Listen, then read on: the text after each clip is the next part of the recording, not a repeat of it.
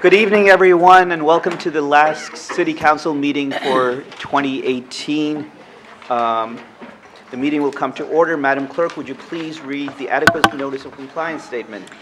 Adequate notice of this meeting has been provided by the City Clerk's office in preparation of the Council annual meeting notice dated January 8, 2018, which was properly distributed and posted per statutory requirements.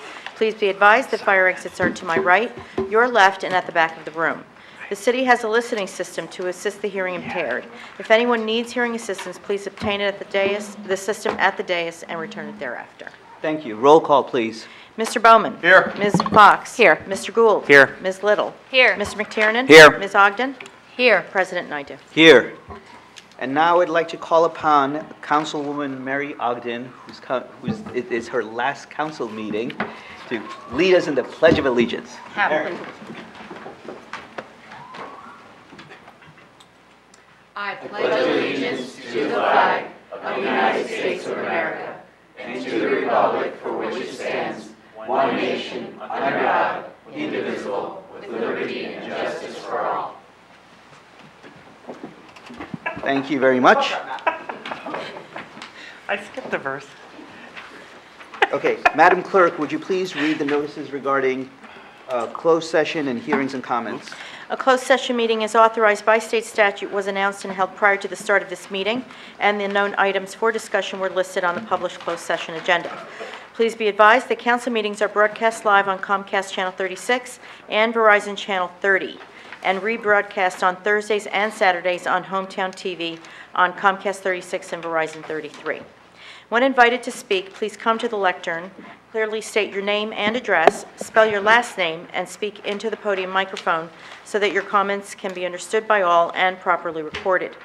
Whenever an audience or council member reads from a prepared statement, please give or email a copy to the City Clerk's office at rlicatis@cityofsummit.org. To help facilitate an orderly meeting and to permit all to be heard, speakers are asked to limit their comments to approximately 3 minutes or so in length. Unless you are using an electronic device to follow the meeting agenda or need it for professional emergency contact purposes, please turn it off. Thank you. Thank you. Now, on to minutes for approval. Do I have a motion to approve the minutes of regular, closed session, and the capital budget workshop? So the closed session is the closed session appointments meeting of November 29th, the regular and closed session meetings of December 4th, and the capital budget workshop of December 12th. So moved. Second? Second. Second. All those in favor? Aye. Aye. Any opposed? Any abstentions? Nope. Okay, moving on. Madam Mayor, report. Thank you, Council President. Good evening, everyone. The first thing I want to talk about is some safe driving. This program is entitled Don't Wreck the Holidays. The Summit Police Department has been participating in Drive Sober or Get Pulled Over, a year-end statewide crackdown on impaired driving that has been taking place from December 7th through January 1st, 2019.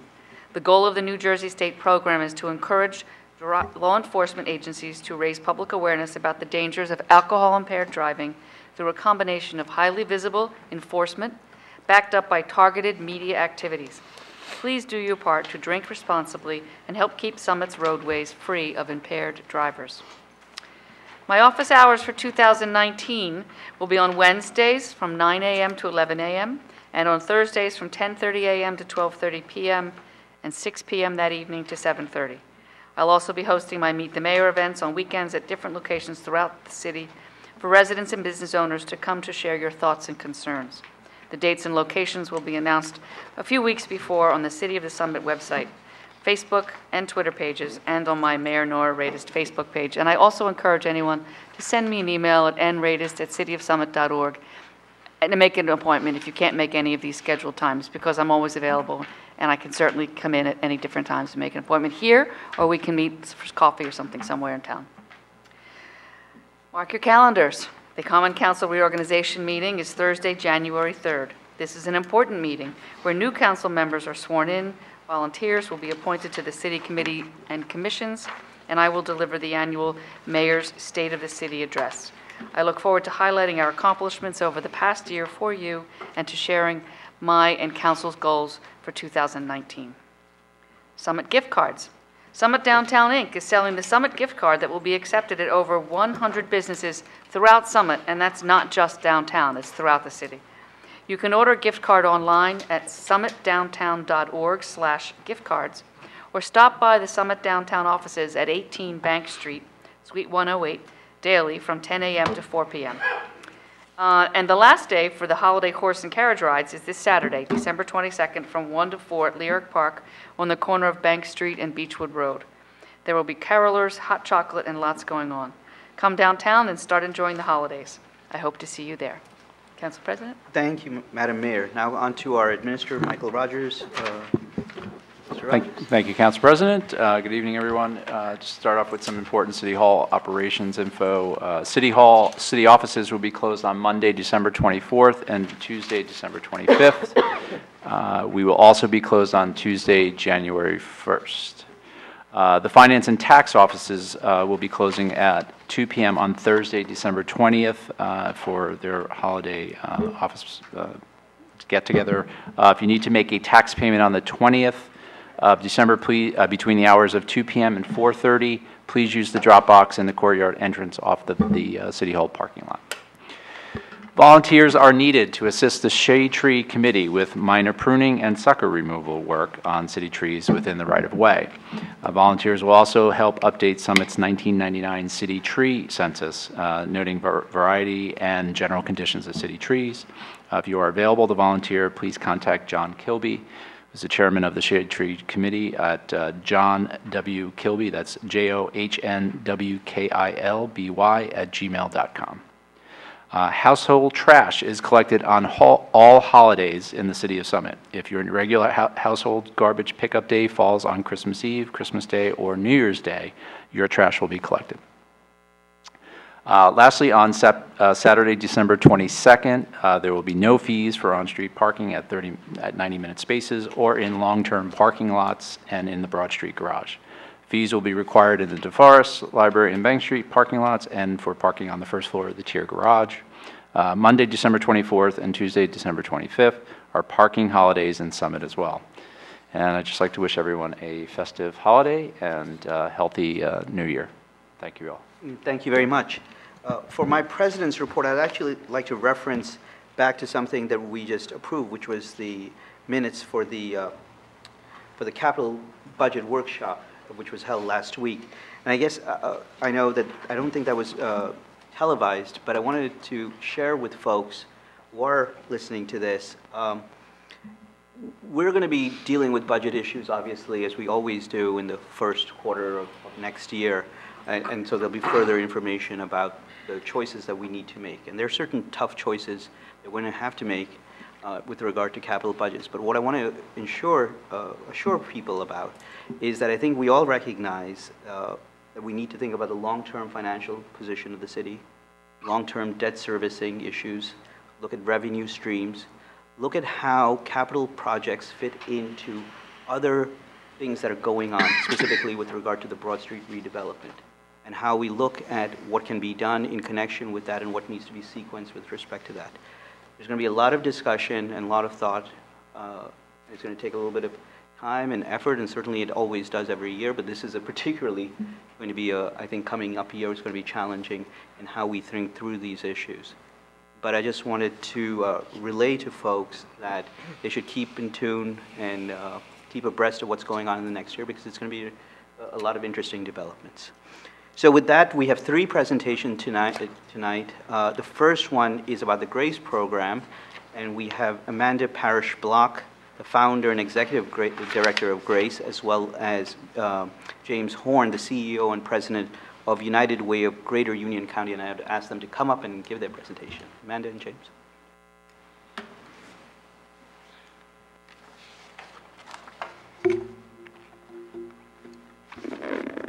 Good evening and thank you. I'm Amanda Parrish-Block. I live at 13 DeBarry Place in Summit, New Jersey.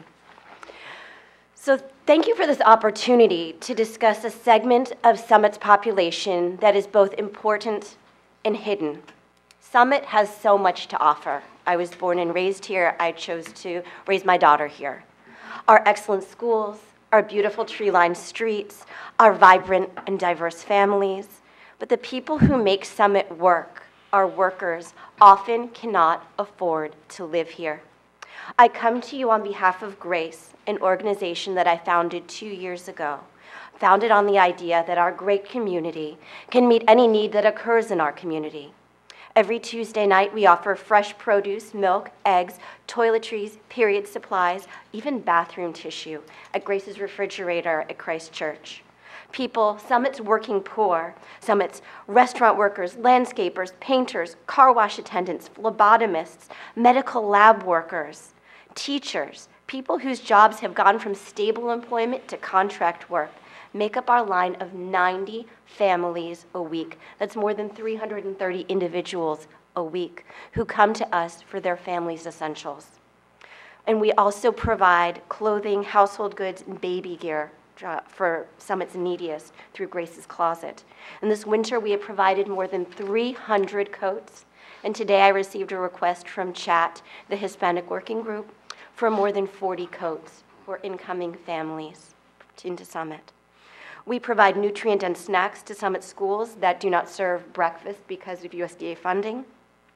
And we also work in collaboration with the Food Bank and the Y to provide weekend food for families who rely on school food service. But why do we do this? Grace came to be because we have a crisis. We have 2 Summits.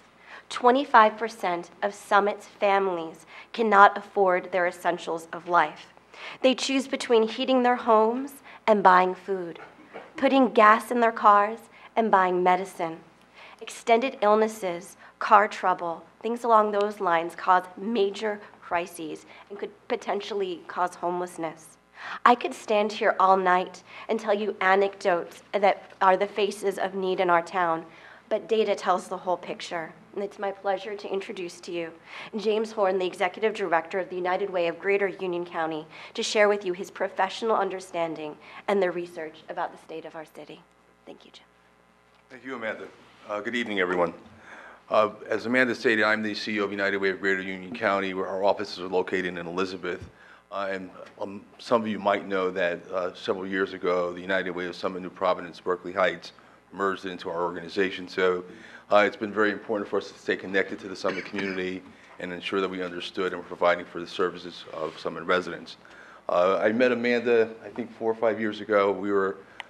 She had worked with us to do a presentation on the needs of the Summit community, and we actually had a very good community forum to talk about some of the statistics, and we keep refreshing the data. So just by way of where we see some of the challenges for some of the population in Summit, about 6% of the individuals that live in Summit are in poverty. About 15% of those additional people are what we call the working poor, so or folks that are really struggling to make ends meet. We also noticed through our last data analysis that a large number of the challenged individuals are women over 75 years old. And so we really try to work to understand how to provide for services for those folks. In addition to that, we see a large number of individuals that English is their second language, and about 25% of the population. And then of those people in poverty, about 30% have not graduated. So we've done some statistical analysis. We've talked to folks to come up with some of what the pressing issues are. Obviously, limited food in the house, access to basic needs, limited transportation options, issues for children trying to study in privacy in the homes for some of those families are a real challenge, and the limited ability for parents to interact with those families. So what United Way has done, working with Grace and other organizations and some like the Connections, like the YMCA and others, to really begin to understand how we could work together to support those families. So it's really been our honor and privilege to work with Amanda and others, and we're very much committed to continuing to work in the community to support families and to be that backbone organization bringing folks together. So thank you for your time. Thank you. Thank you. Pardon. All good. Pardon. Okay. Okay. Thank you. So we ask you, our leaders, our neighbors, to help us. In your role as Summit's leaders, we ask for your support in bringing stability and equity to our neighbors. And we might not know the situation that they're in. A lot of these financial crises are so carefully hidden. And we are valuing and we commend your attention that you're spending on such issues as full-day kindergarten, affordable housing, and benefits for those employed by the city and the schools right here. But on the short term, the smaller scale, we're asking our community to help us raise funds for winter gear for Summit's most vulnerable who are exposed to the elements as they go through our daily life in our town. And we're also raising funds, we meaning Grace and the United Way, to act as a safety net for families living on the brink. Families who face eviction or foreclosure, people who cannot get to work because of inconsistent transportation, and people who cannot afford life-preserving medication. We also seek volunteers of all ages and all abilities. We currently have a program right now with Summit High School's non-traditional track, students who are past 12th grade who are looking for pre-employment training. We provide volunteer opportunities for them, and we invite all who would seek to support Grace to come and help us. And if you'd like to join our cause, we hope that you'll find us at the Junior League of Summit's website, the United Way of Greater Union County's website, or via Facebook at Grace Summit, New Jersey. Thank you for your time. Thank you, Amanda. Thank you, James. I'm going to open up for questions or comments from members of council. Thank you. Mayor, please. You do great work, and I've been watching, and what the last couple of years, and what I want to commend you is not just sort of moving forward with what you see as a need in your silo, but working with all the other groups in town that are trying to help the folks in this community who need our assistance. So the connection, the why, and working with SAPF to try to have a conversation that brings together everybody who can, and certainly through the Interfaith Council. So I appreciate everything you're doing, and we want to be helpful. That's why it's great to hear what you're doing, so that we can all, collectively, if we think of things, know how to reach out to you. Please do. We are a collaborative effort, and I should also announce, and I failed to before, we are opening our second location of Grace's Refrigerator when the Recreation Center opens. It will be part of the senior lounge, and it will be senior focused. So food that is more tailored to senior specific nutrition needs, food that is easy to eat and easy to digest. Great. Thank you. Let me ask Beth, please. If residents are listening to this and want to get involved, what's the best way? Are there lists on the Facebook page of items that you need regularly? Can donations be made? You said you need new coats. Can they be dropped off? Can you just talk a little bit if people are listening, or if residents hear this and want to participate and partner with you, how's the best way for them to do that? Certainly. Facebook is the easiest way to communicate with Grace. If someone would like to give a monetary donation, they can go to jlsummit.org and hit the donate button and specify Grace, and we will receive those funds. If someone wanted to donate coats or baby gear or bathroom tissue, we accept all donations at Christ Church. Okay, great. Thank you, Amanda. Thank you. And thank you again. We've worked together in the past, and I know firsthand all the great work that you do and how really so appreciated it is by so many members of the community, and how you've given a very respectful and helping hand to a lot of the members of the community that need it. And really, really great work. Thank you. Okay, now, is there any members of the public that have any comments or questions? Let me just close by thanking you for coming in, to talking. As the mayor said, it is really important. In some ways, I always say, when we have these council meetings, there's lots of people who never come to council meetings. And that is not because necessarily they're not interested in what's going on here. It is that they have a lot of other things in their lives that they need to take care of. But it's very important to hear what their needs are, because we sometimes can hear some pockets of information from different groups, but we might not hear the cross-section. And this community is very diversified. If you walk, like many of us have, through this entire town, we have a pretty good sense of the wide range socioeconomically that is this town. And we need to make sure that we are taking care of all the residents in this town. So I thank you for coming in, both of you, and for telling us, and certainly we're here to help if we can. Thank you. Thank you for having me. Thank you. Thank you. Thank you. Okay. Next up, we have our folks from Topology to come up and tell us about the Broad Street redevelopment. Good evening. My name is Annie Hindenlang. I'm a principal at Topology, the planning firm that is representing the city through its Broad Street redevelopment efforts. You got this. So at the very smart request of the mayor and the council president, they asked that I come and give you all an update on how things are going through the redevelopment planning process. It is a long process. It has, very public pieces and then some behind the scenes work and then again, more public work. And it's been a while since we've met with the public and a while since we've, presented before you all to let you know where we are in the process. So we're going to quickly recap what we've done throughout the year this year and kind of where we are, mostly for the public as well, because we're about to start in January another big public outreach effort, and we want to make sure that people know what we're talking about, that they're re-engaged, and that we're able to keep people involved in this process as we keep moving it along. If you want to go to the next slide. I'm just going to real quick introduce, I guess we already introduced ourselves, so that's fine. Go through the redevelopment process, talk to you about the community outreach. There was significant community outreach earlier this year, as well as some market research, and then give you an idea of where things are going to move in the new year. Again, as I mentioned, one of our firm's specialties is redevelopment planning, and I do tend to get really excited, so if I start talking fast, just raise your hand and I'll slow down. But I enjoy this stuff. So one of our specialties is redevelopment planning, and we work on behalf of municipalities to help them achieve their community's goals and visions through public-private partnerships with developers within the redevelopment law. This is the designated redevelopment area that we have started kind of referring to as Broad Street West. It's 16 lots. It's a little over 10 acres. Over half of that is owned by the city. There's 11 owners within the redevelopment area, and it has about $10 million worth of assessed value, which for the proximity to a train station and a location like Summit is fairly low, even though that seems like a larger number. Back in May of 2017, the governing body directed the planning board to undertake a preliminary investigation to find out if the properties that you just saw on that map met any of the criteria for in need of redevelopment. We worked with the planning board to do that preliminary investigation. We met with the property owners, we met with the tenants of those spaces in the properties, and we also met with those who surround those property owners and users that surround the areas to find out some background information on the site and learn more about the properties involved.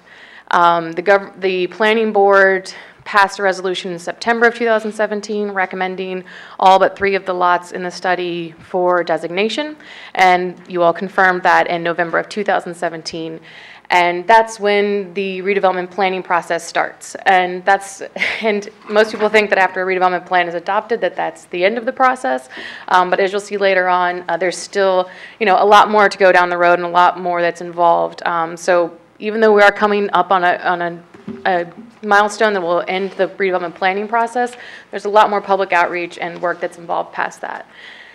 Throughout the planning period that we've been in now since November of last year, so about a year, we've had online feedback, we've had texting ways for people to submit, we've had public presentations, we've gone to public events, we've stopped at the train station during rush hour, which, believe it or not, people don't love when they're coming home and they have to see us bothering them. And we've had lots of stakeholder meetings, and all of this is in the effort to, one, understand the current conditions on the site, understand some of the expectations and needs of the community, and also make sure that we are keeping the property owners involved throughout all the process so that they're aware of what's going on and they're not feeling left behind. Additionally, we have also been doing some market research, some demographic analysis, and different kind of best practice land use analysis to understand what will eventually become the zoning for this area for development in the future. Can you click the next slide? I just want to make sure I'm not. Okay, go back real quick. So after, in January, we're going to start doing outreach again to present all these findings from the public outreach and from a RFQ/RFC, which is a request for qualifications, request for concept plan, that we use to solicit some feedback from the market to understand what would developers do here, what do they see that is feasible, are there some things that the community is asking for that they're like, absolutely, this fits in this market and this will be a win for everyone. Are there some things they think would be a challenge and maybe difficult to pursue? So we had about a 4 or 5 month process where we qualified developers because we wanted to make sure we were getting feedback and information from people who knew what they were talking about, that had done similar projects, that were experts in their field. So we qualified a certain number of developers.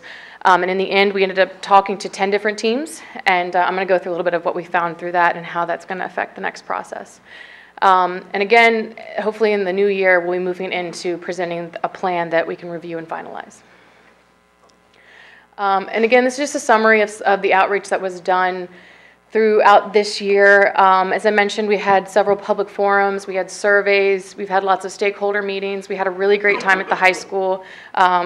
Also during, like, I believe exam time, so I feel like we've just been bothering a lot of people around town. But they were great. I mean, they were really fun to engage with and hear their thoughts. We've did some train station tabling, and then we had those interviews with the market over the summer, and then just towards the end of November, we met with the property owners just to check back in with them and let them know where we are in the process and make sure that they understood kind of what was coming next. Some of the things that we heard throughout the outreach, I think the best thing is that there's been a pretty consistent vision and thought process and desire through all the different people we've spoken to, whether it be, you know, a stakeholder group of seniors or the high school students or the library board. There seems to be a pretty good consensus on what people would like to see here, which makes our job a lot easier. But from the public forum, we heard a lot about congestion and movement in and around downtown. Parking was something that came up a lot. People's perception of safety for pedestrians around Broad Street area and around the train trestles came up. So there was a lot of discussion about the existing pedestrian and vehicle access and congestion and safety from that standpoint. And then one of the things that they also got into a lot of was that they want to see more entertainment options in the downtown. They think that you'll have some great shops and great restaurants, but they want to see things to do. Movie theater came up a lot, seasonal events, music festivals, things that were geared towards younger audiences. They have some family-friendly activities. These were kind of some of the major things that came up, as well as people saying that there needs to be more diversity in the housing that's offered, whether it be downsizing, whether it be affordable, whether it be senior. They need to see more options for the residents. The citywide surveys kind of echoed that and brought up, you know, this very similar desires and thoughts. Here, it became really apparent that one of the things that the community would like to see is some sort of supermarket or grocery store. Nothing, I don't think there's anything too large, but maybe something that is a little bit like a Trader Joe's size or Aldi or something like that. That came up over and over again in the surveys that we received. We got a lot of feedback on architectural styles and outreach. They want to see traditional architectural styles that complement things that are already surrounding the area and the beautiful buildings you already have downtown. They would like to see more spaces for people to congregate and nice public plazas and opportunities for people to just sit and relax and enjoy themselves. And they brought up, as well as many other people, how important the library and the YMCA are to the area and what assets they are. That's been echoed over and over again through no matter who we're talking to, including the developers. And then we kind of wanted to see what places people are going to now to spend time and money, whether it be restaurants or stores, and the most popular choices were Morristown, Westfield, and Berkeley Heights. The stakeholder meetings that I mentioned were largely with property owners within the redevelopment area, those surrounding it, any businesses that are in or around the redevelopment area, as well as the Summit Downtown Inc. They talked a lot about some of the issues that they've had in terms of parking and trying to one, the management of the parking and how the timing is of that, and there's definitely competing interests because, two users right next to each other, one's like, we need more short-term, the other one's like, we need overnight and long-term. So there's kind of some tension there over parking, a lot of which I think can hopefully be alleviated with this redevelopment process. They echoed the traffic circulation issues on Broad Street and Morris Avenue. They pointed out some intersections they thought were unsafe, some concerns, like the corner where 7-Eleven is, some people have some issues with visibility and people coming in and out of there. They also wanted to see more outdoor space. The library and YMCA both would like to have opportunities to have outdoor space, if possible, through redevelopment. And they said both the businesses and property owners on this side of the train station and those on the other side of the train station both said they wish they were more connected visually and it was a safer and more attractive connection. The high school outreach, they were mostly focused on, this doesn't surprise me considering that probably most of them aren't driving, but they were very focused on the comfortability and the safety of walking and biking around downtown, as well as using skateboards. That came up a lot. They were very interested in green design and sustainability, being part of the built environment, whether it's through rain gardens or through, the building technology, which is great to hear. Good to know that that's what the future's looking for.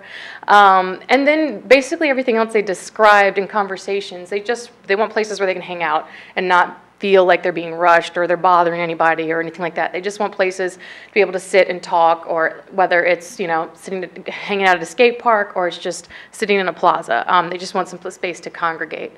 And they, again, brought up many of the entertainment issues where they said they wanted some things to do after hours, after school, and that there wasn't really a lot for them right now in the downtown.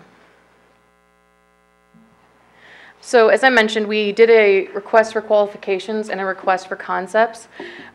This went out, publicly. We did the request for qualifications to find out what kind of teams would be responding to this request to make sure that, again, they were qualified to give feedback on what would be best for this area or feasible in this area.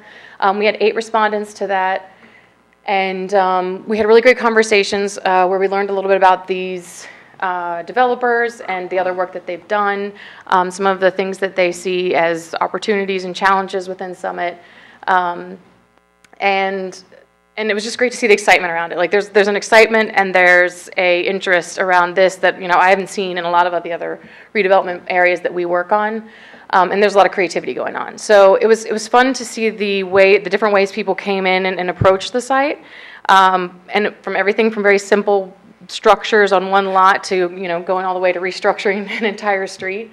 So we got a good response in terms of the developers that we qualified. They have done lots of mixed use developments near train stations in more suburban urban areas, and they in general are very excited about Summit and think that this is going to be a great opportunity for them. We gave some pretty general requirements in the RFQ and RFC to kind of let them be more flexible, more creative. We didn't want to tell them too much what needed to be there, but we put things in there like the community would like to see parking garages, the community would like to see a potential supermarket, they would like to see activities and nightlife, and so we had them, so they responded with some of their ideas, some potential concepts that they could see, nothing that had, had a lot of in-depth study or analysis, but just some ideas. If you could go to the next one.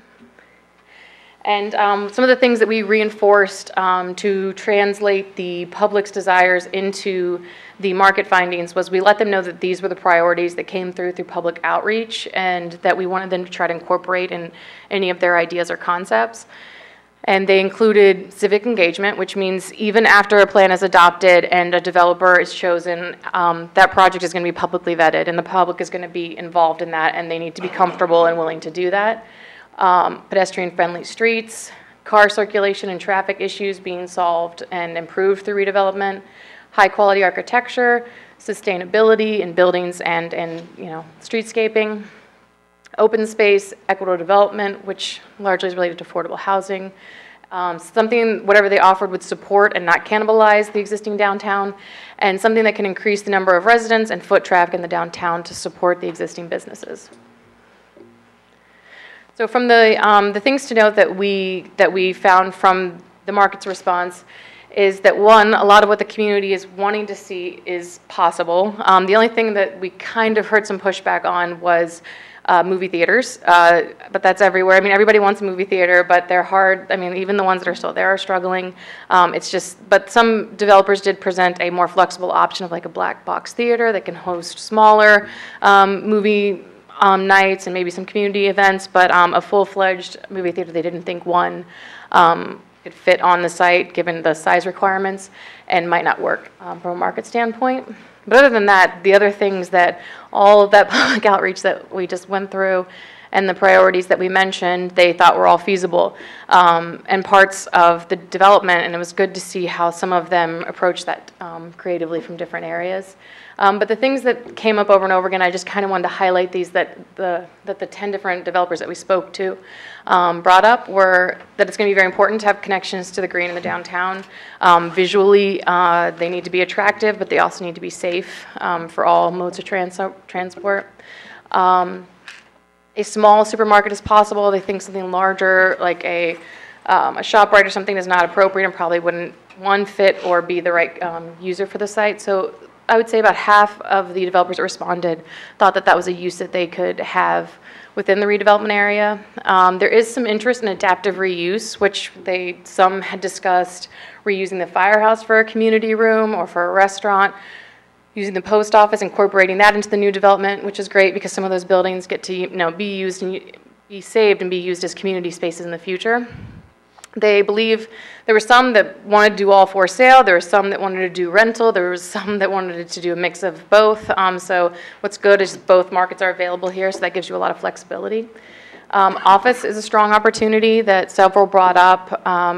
You already have a growing, strong office market here, and they think it's a natural place for another office or to be headquartered or a business to be headquartered in the downtown and take advantage of all the assets you all have.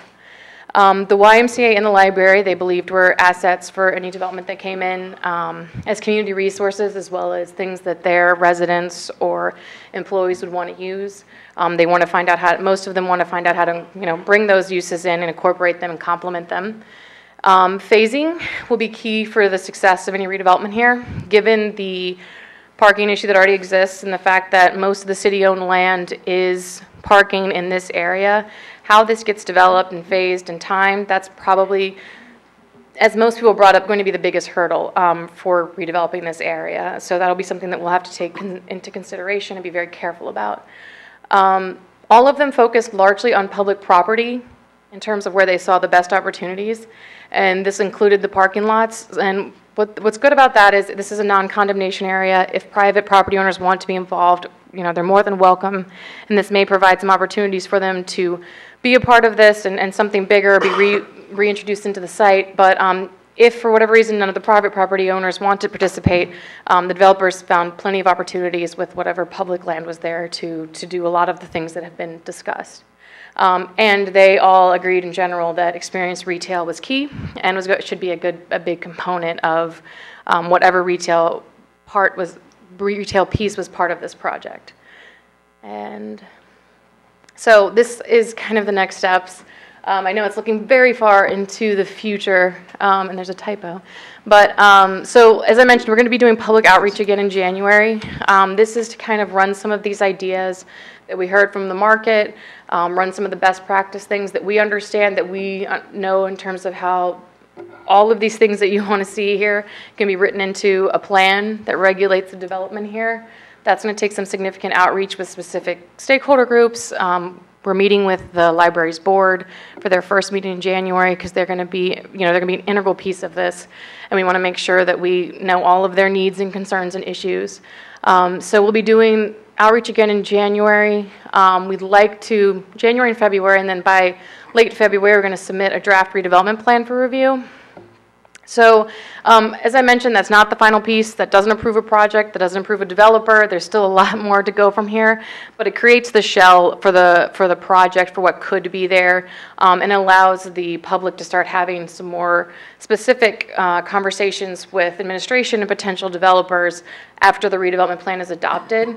So I think a lot of people may think that everything's done once the redevelopment plan is adopted, but there's a lot of negotiation and a lot more steps after that process, as you can see. So what we'd like to do is submit a draft redevelopment plan by the end of February, potentially with a planning board review in May. And then that has to go through its own city council public hearing process in April. After that, once a redevelopment plan is adopted, if it is adopted in April, in summer of 2019, you can again begin engaging directly with developers and potential projects that will be publicly vetted themselves. And again, even at that point, that's just seeing what possible projects people are interested in building and making sure the public's okay with them. And if you happen to find a project that you think, project or projects that fit the site and developers that you want to work with, you can finalize the proposals throughout the end of the year. So the earliest possible construction you could see is actually spring 2020, but that is on a very, that is like best case scenario. But I kind of want to give some people some ideas, because one of the things we were hearing a lot was, you know, are you going to start building tomorrow? Is this going to start building in 10 years? So just to let everyone know, there's still a lot of planning left. There's still a lot of work left before you're going to see anything constructed. And even this is, you know, best case scenario. So you probably won't see, you know, anything going into the ground before spring 2020 at best.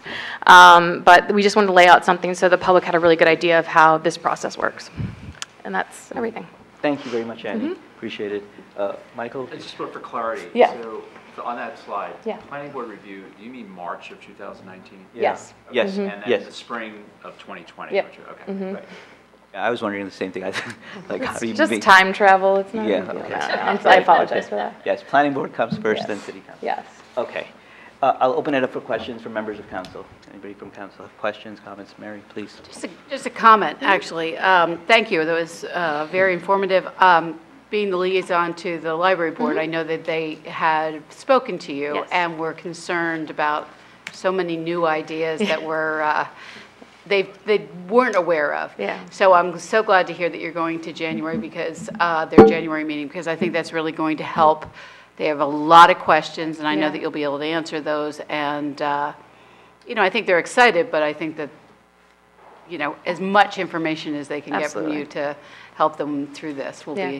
be very helpful. Yeah, we were going to just have a quick phone call, and then I realized that they had a lot more questions. So I was Yes. like, we're going to have a follow-up, don't worry. So I'm Good. excited to talk with them. They're going to be an integral part of this. Yes. Anyone else? Okay. We'll open up to the public. Are there members of the public that have any questions? Okay. Okay. Well, with that, thank you guys for coming you in. all. Thank you for laying this Thank out. you. Thank And you. we look forward to hearing back with you in the beginning of 2019. January. Yeah. A couple more weeks, and we'll be back again at this. Thank you. Thank you for your hard work. Thank you. Okay. Next up is our police chief, Chief Weck. Talk about crime and pedestrian safety stats.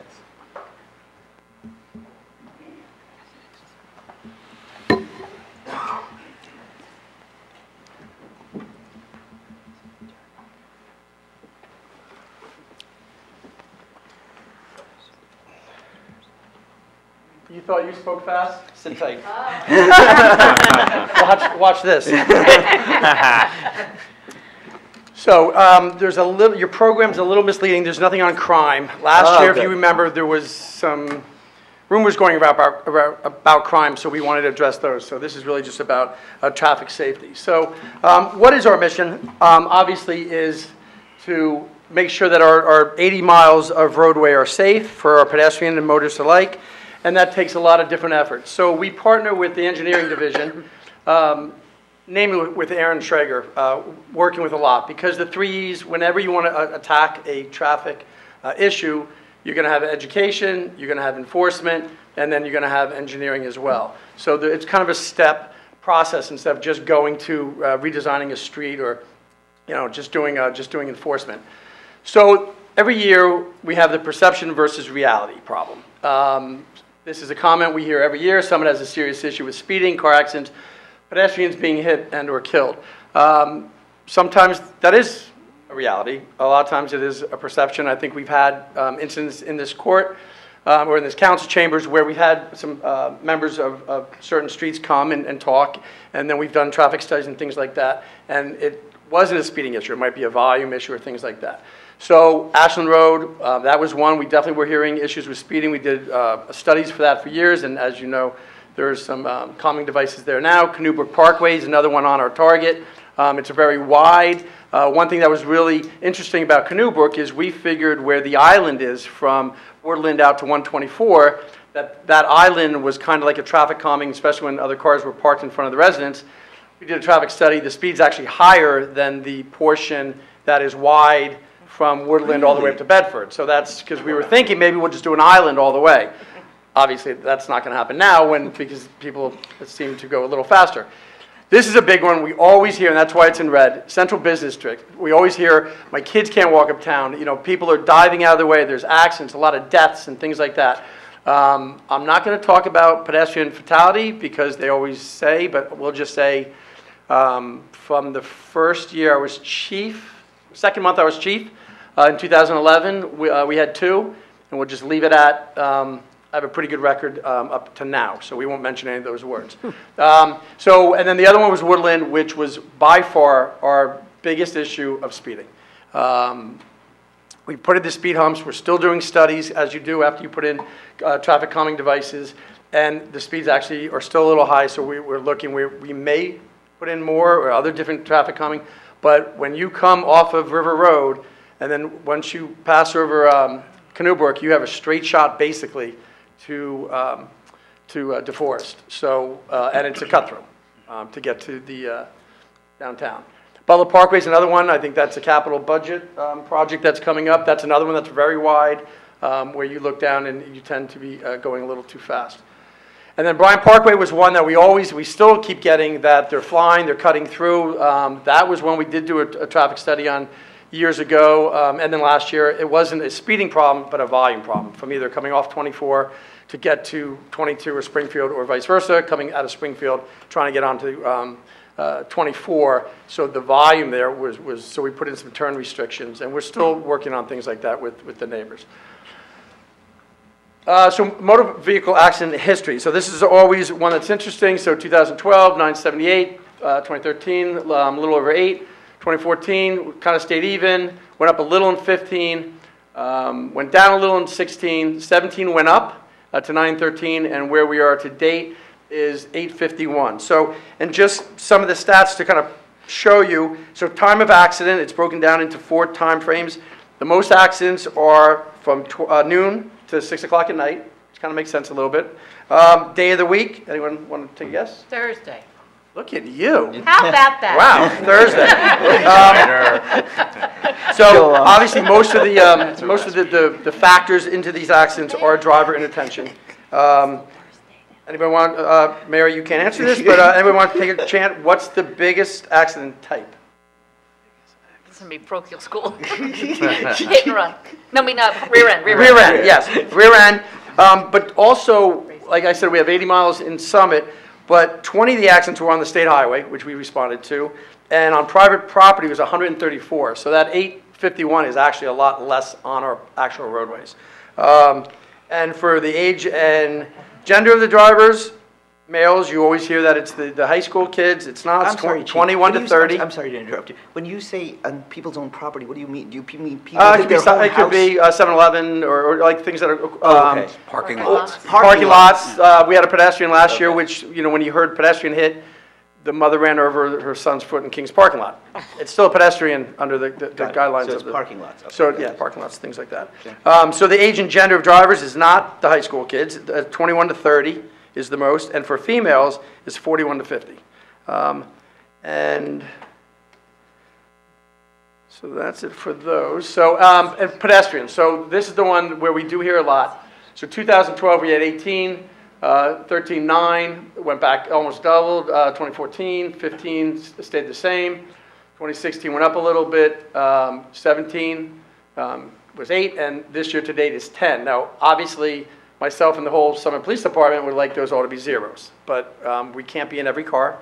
But when you hear of these, when you hear a pedestrian hit, you unfortunately do think of the person being struck and flying through the air and seriously injured, and like I just mentioned, it could be as minor as a he said, she said, which we'll see one this year, where a person said they were brushed by a vehicle and the driver's like, I didn't, and there's no really evidence that it happened. So to break it down, so this year we had, and the font obviously is a little small, Broad Street and Chestnut, pedestrian struck in crosswalk, that was a serious accident. Springfield and Hobart, most of these are in the crosswalk, if not all of them. And when that happens, the driver does get a summons. But it's also the other way if we have 2 or 1. Or last year we had a few where the pedestrian was out of the crosswalk.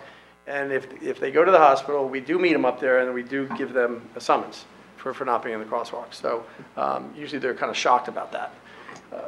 They usually say, you know, I was hit by a car. And we're like, well, you weren't in the crosswalk. And we get through that. So Orchard and Morse, minor injuries. That was a left turn. A lot of pedestrian accidents across the nation are left turns. Kent Place Boulevard in Springfield. This was a bus turning, and there was a he said, she said. The mother said that it hit the stroller. There was no evidence that it hit the stroller. So, you know, but we still obviously take the report. Kent Place Boulevard, Morse Avenue, minor injury, again left turn. DeForest and Maple. Side mirror brushed the individual. Actually, no injuries. DeForest again, same one. Left turn one. Springfield and Woodland. This pedestrian was in the crosswalk, but she basically walked out and got hit. Where the driver, it was proven the driver had no time to stop. And then Maple Street in Ashland. This is where a jogger was struck. That was a unique. The driver actually stopped. Looked at the jogger looked at and they kind of went back and forth like, you go, no, I'll go, you go. So then the jogger said, okay, now I will go. And at the same time, the car went and hit her. So that was kind of a unique one. And then the last one, we had a jogger run into a car. And had some minor injuries. Education, we'll always outreach you with local organizations, whether it's the running club, we do PSAs, bicycle safety, with the local biking groups. Traffic studies, we're always trying to gather data so that we have it. So if someone does come forward and says, they're going too fast, or there's too many cars, what have you. So with the new traffic unit, which is obviously a year old now, we're trying to gather that data to always have it, where we don't have to also wait for a resident to say there's a problem on the street. We might identify that and take action that way. We work a lot in the high school. Driver ed classes we go to. Sack the Phone was a new program this year. Share the Keys. So we're in the schools a lot to educate, because they are our future drivers, and we want to set the tone well. So engineering is a big one. So four-way stops, some had never had them. We now have them. Hobart and Springfield is one that's coming. There's been a lot of studies. That's our worst intersection there. So we put in the blinking, stop signs. We've looked at sight lines. We just still try to figure it out. It warrants, like I said, we work with the engineers. It warrants actually a traffic light probably if you wanted to get there. But a four-way stop I think is going to be a good one. And we talked about in public safety, and then possibly a raised quadrant in the middle of the four stops would be the second phase. So both Whitridge on Essex and Hobart, and if you drive that now, it's a world of difference. Just on Essex, where you had to keep creeping out with them redesigning the roadway in addition to doing the four ways, really has been great. Maple Street in Oakland, we did get a lot of feedback that people were still running it. It was new, but that is near school, and you have to change behavior. And sometimes summonses will change behavior because there's a consequence, but we were out there. I don't think it's happening as much. So that's a good thing. But it's just an education part of it as well. Blackburn Pine Grove was actually the first one. We put in the speed humps. They're different than the speed bumps, which you see in malls and parking lots. That they're very narrow. Speed hump is almost like or another name is a table. You go up and over it. We have Woodland and Ashland, and when they went in, I'm not going to lie and say that we started not getting. We got a lot of emails, telephone calls. Can you do our street? Can you do this? But there's all, as Aaron's not here tonight, but obviously there's a lot of guidelines of where you can put them, where you cannot put them. There's a lot of data collection that has to go into it. And then even once they're installed, then there's follow-up traffic studies and things like that to see if they are doing the job that they were intended to. So roundabout, we actually looked, when I say we, it's really more Aaron, but we had discussions on Whitridge. We wanted to look where the four-way stops are to do roundabouts, because that is one of the new traffic calming, and they're attractive, but there wasn't enough area to do it. But on Canoe Brook, there is. So we are looking at that, and if you went down Canoe Brook, you would have seen there were 3 or 4 barrels in the middle by Huntley, and people were like, was there construction? They forgot to pick up their, but it was good because you came down to it, you slowed down because you didn't know what they were, and then you went around them. So we're looking at that, and then the chicanes is if you want to look that up, it's an interesting concept. They're like little bump outs, and they're decorative. They have flowers and plants on them, which don't block the sight line, so you kind of slow down and kind of have to go around it. So it's a traffic calming device, and Canoe Brook is wide enough, and Butler might even be one that they could look at those as well.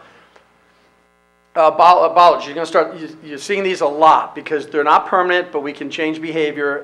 We were having problems in front of the middle school drop-off where parents, in their rush, because they're not leaving early, so once again, a lot of these issues with traffic is everyone's trying to get to point A, B, and C within 5 minutes. You have to leave a little earlier. So we talked with the school. They were having problems. We put the bollards out there, and it's really changed. We also put them, if you were ever coming up to that mid-block crosswalk near the promenade, there was like spaces right before the crosswalk that if you had a small enough car, you might think that was a parking spot, even if the back of it kind of hung out a little bit because you were running in to get coffee or what have you. So we put one each there, and it's really changed because we obviously don't want someone stepping out in the crosswalk and a sight line's blocked because there's an illegally parked car. So those are working as well. We also, we put the bollards down on in front of like Thompson's, La Faccia, Marco Polo on that side. We were having a problem there with a studio where people were dropping off, and it was causing problems. So we did put them there. We did, which is not in here, we did have a mother and daughter that were struck last week in the crosswalk, and I did receive some emails, and I answered one today saying that the lights were activated because we just put a pedestrian signal there, that they were activated. I have video of the whole accident. The lights were never activated. Even if they were, I don't know. It was totally driver inattention. He was looking to his right, not speaking out of turn. He's already put in his quote statement. He was looking to the right, and he thought the car was stopping for him to pull out of Arbery. And then he kind of went faster because he saw a car going around that stopped car, which now with the bollards, that can't happen. And he struck the mother and daughter who are doing fine. So the bollards are working where we have them. We also met with SDI, Aaron and I, to designate some delivery truck parking spaces. And that was brought up in a council meeting not long ago. And those will be put down, I'm assuming, Probably early March. Okay. So those are certain spots that will be designated. We'll work with SDI to educate their vendors of where they should and shouldn't park because we're always moving them, whether they're on a crosswalk or near a crosswalk. We understand that they have to get their products in, but we have to educate them as well. Improved signage, the blinking stop sign I talked about at High Street and Hobart, we put one in. Fog lines were painted to minimize road width, so it gives a visual that the road's narrow, slows people down. We plotted every stop sign. That was an ordinance that was revised. We put in the crossing signals, which you're seeing more and more.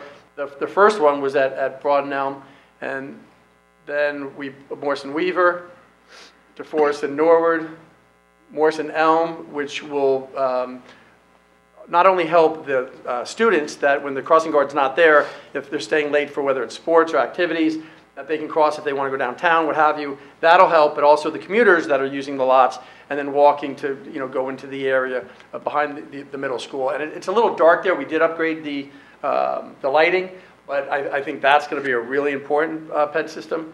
And then Morrison Arbery was just put in. So now we get to the more under my watch. So enforcement, and sometimes enforcement has to be done because obviously it sends message. So we're a little over 9,700 motor vehicle stops to date, and that does a lot of things. It obviously changes the behavior of the driver stopped, whether they get a summons or not, and that changes the behavior. It also changes the behavior of others who then self-check their driving habits, like they look down at, am I going too fast? Or the summit officers are, I see them all the time stopped, so I need to make sure that I'm following all the guidelines and motor vehicle laws. And then the other one is that old, you never know what it does, and you can't really log this, but it deters potential criminal activity. So you may have some elements that are coming in that are looking to whether they're to hit cars or shoplift or what have you. When they see all these motor vehicle stops and they see the cops pulled over and they see that, they know it's a very active police department, they may say, you know what, why take a chance here in Summit, and let's move to another town. So, but you never know that. There's no stats to track that. But I think that is a big one. So summonses, So in nines, we have over 5,000 issued to date. And the traffic unit alone is 1,000 summons to date. And in addition, and what's important to that is the traffic unit is also teaching DARE, also doing traffic studies, a lot of education, they're training. So the two officers that are in there, or actually three, Sergeant Daly oversees them, and he's a pretty active sergeant, pulling over cars and things like that. We also just, as we acknowledged maybe a couple council meetings ago, we now have a motorcycle, which is also going to be used for traffic. But what's the bottom line? The Summit residents really need to set the example for all the drivers and pedestrians, because if we really break all these numbers down of accidents and summonses, I'm going to take a wild guess that majority of them reside here in Summit. So we need to set the example, not only for other drivers, but for their children and everything like that. So if we all kind of leave a little earlier and slow down, we're not all in a rush. Progress, so for the 7 consecutive years, we've received awards from AAA and other initiatives that we've been part of, and we continue to get different awards for how proactive we are, as well as reactive when we do see an issue and we address it.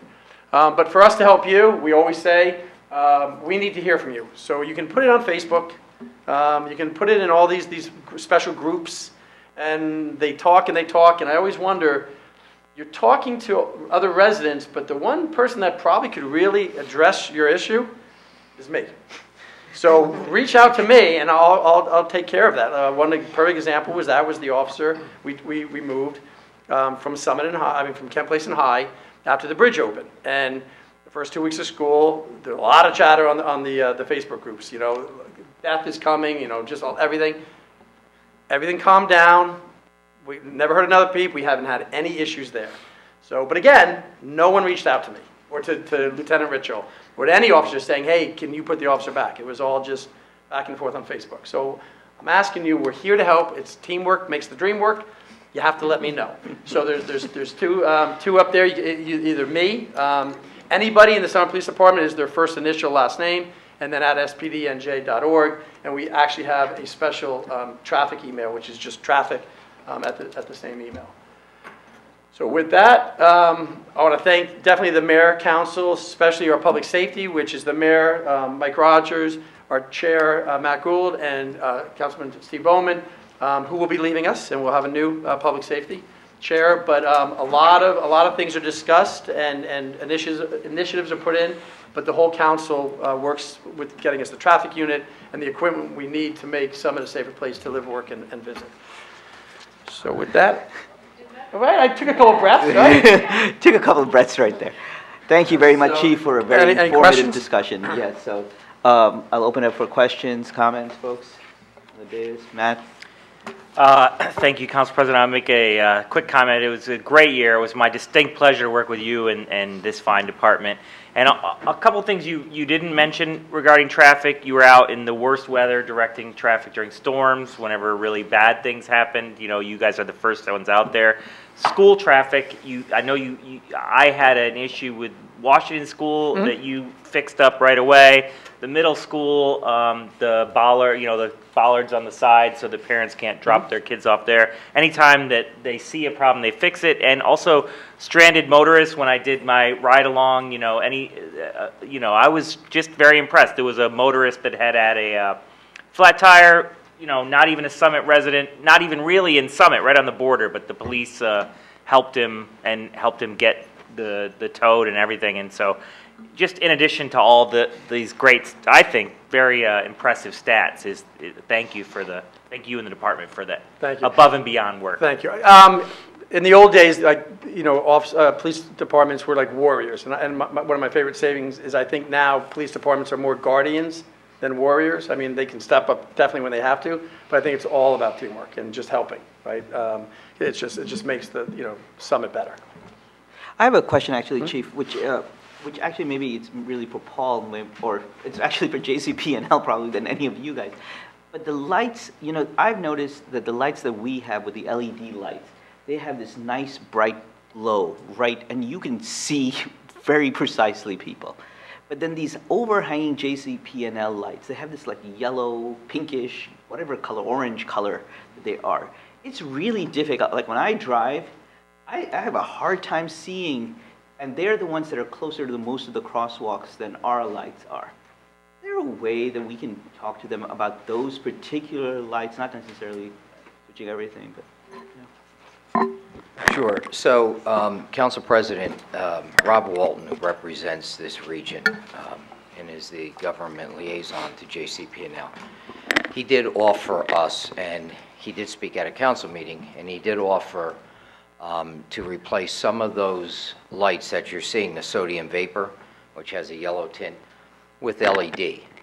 We're trying to compile locations which we think intersections with crosswalks should be our priority, but then move on to other areas. So we're looking at right now compiling a list for him.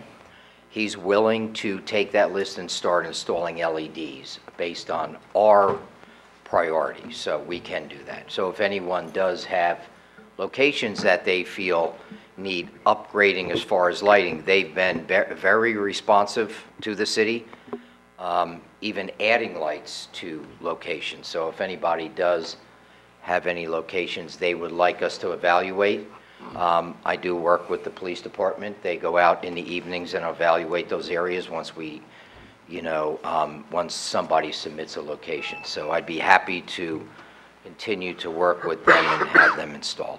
Thanks, Paul. By the way, does that mean that we're sharing costs with them, or it's just that they're willing to do it? No, they've this first round they've offered just to replace them. That's wonderful. Cost. So I think we should take advantage, and probably in the early part of 2019, let's just make sure we get them a pretty good list, and let's start working on that, because I find it sometimes just difficult in the night. There's this, there's really, especially people who are wearing dark clothing, and then you get out there, and then sometimes I notice on our lights, it's so clear. I'm like, oh, there's a big difference. Okay, anybody else? Mike? Thank you, Chief, for all the statistics. One thing you mentioned, which I continue to have people talk to me about who are very concerned about safety, is I say, well, we have this traffic unit, and one of the things is enforcement, your 3 E's. And I have heard from a few people that have said, I never see people getting pulled over. But just doing the math real quickly, it seems like we're pulling over like 36 people a day and giving summons out to 20. Right, and we're doing like 35,000 service calls a year as well. Right. And 2017 was 3,400. Right, so summonses, and we're over 5,000 already. So that's a real number, and I know I've seen it, and I tell people I see people being pulled over, and I think there has to be a pretty clear message out there that if you speed and you don't stop at red lights and don't stop for turn on red, you're going to get a ticket, which is important. I'm just curious though. One of the things you said for the summonses, there's like 5,000 in total and 1,000 on the traffic unit. Can you just explain the difference to the public? Because I know council approved the traffic unit a couple of years ago, and it was a big initiative to promote safety. And what is the difference in the different parts of the department on doing those two things? So the marked units, you see the black and whites out there, that's the patrol unit. So they're answering the calls, they're, whether it's medical or crime, or what have you. They're the ones that are going, those officers are going to all the service calls. Traffic was put in, as you said, just for traffic. So those 2 officers don't, unless we're down manpower, they don't answer calls. So their main focus is just traffic enforcement, education, and doing motor vehicle stops. So just the 3 of them, a sergeant and 2 officers, that they're doing 1,000 up to date so far is pretty impressive. That they're out there stopping cars and issuing. Right. And then patrol is the rest, but they're also answering calls. One of the problems with when we would do radar, you have to go through a whole tuning forks. You have to set it up because it's a machine. You'd set it up, and the next thing you know, like car 7, a medical at 123 Main Street. And then they'd go. And then they would go back and set up again, go. And then after a while, they're like, I'm not going to even set up. So traffic, knowing that they're not going to get service calls, can do the radar. And we're definitely, with the motorcycle, once the warm weather comes back, we're definitely going to see the motorcycle with the handheld, you know, kind of like the good old South, you know, behind the building, you know, on the motorcycle, you know, waiting. So, Chips. yeah, exactly. Yeah. I might have to take a lesson how to ride a motorcycle. But, so you're going to see, it's really a really good proactive and reactive in the sense if we're having a problem. But the traffic unit has been phenomenal.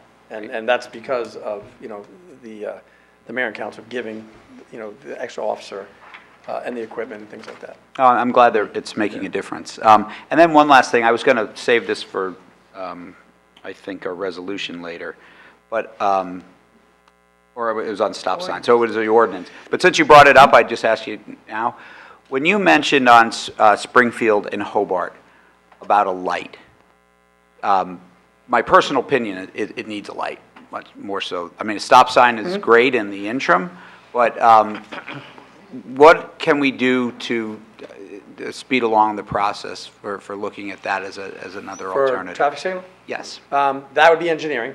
There's, like I said, there's certain guidelines, very costly, but we want to see, because there's really not a lot of sightline problems. It's kind of weird where people will stop and then pull out and get hit. And there's really not, there's a little bit of a bend, but there's enough time for you to see a car coming around that bend.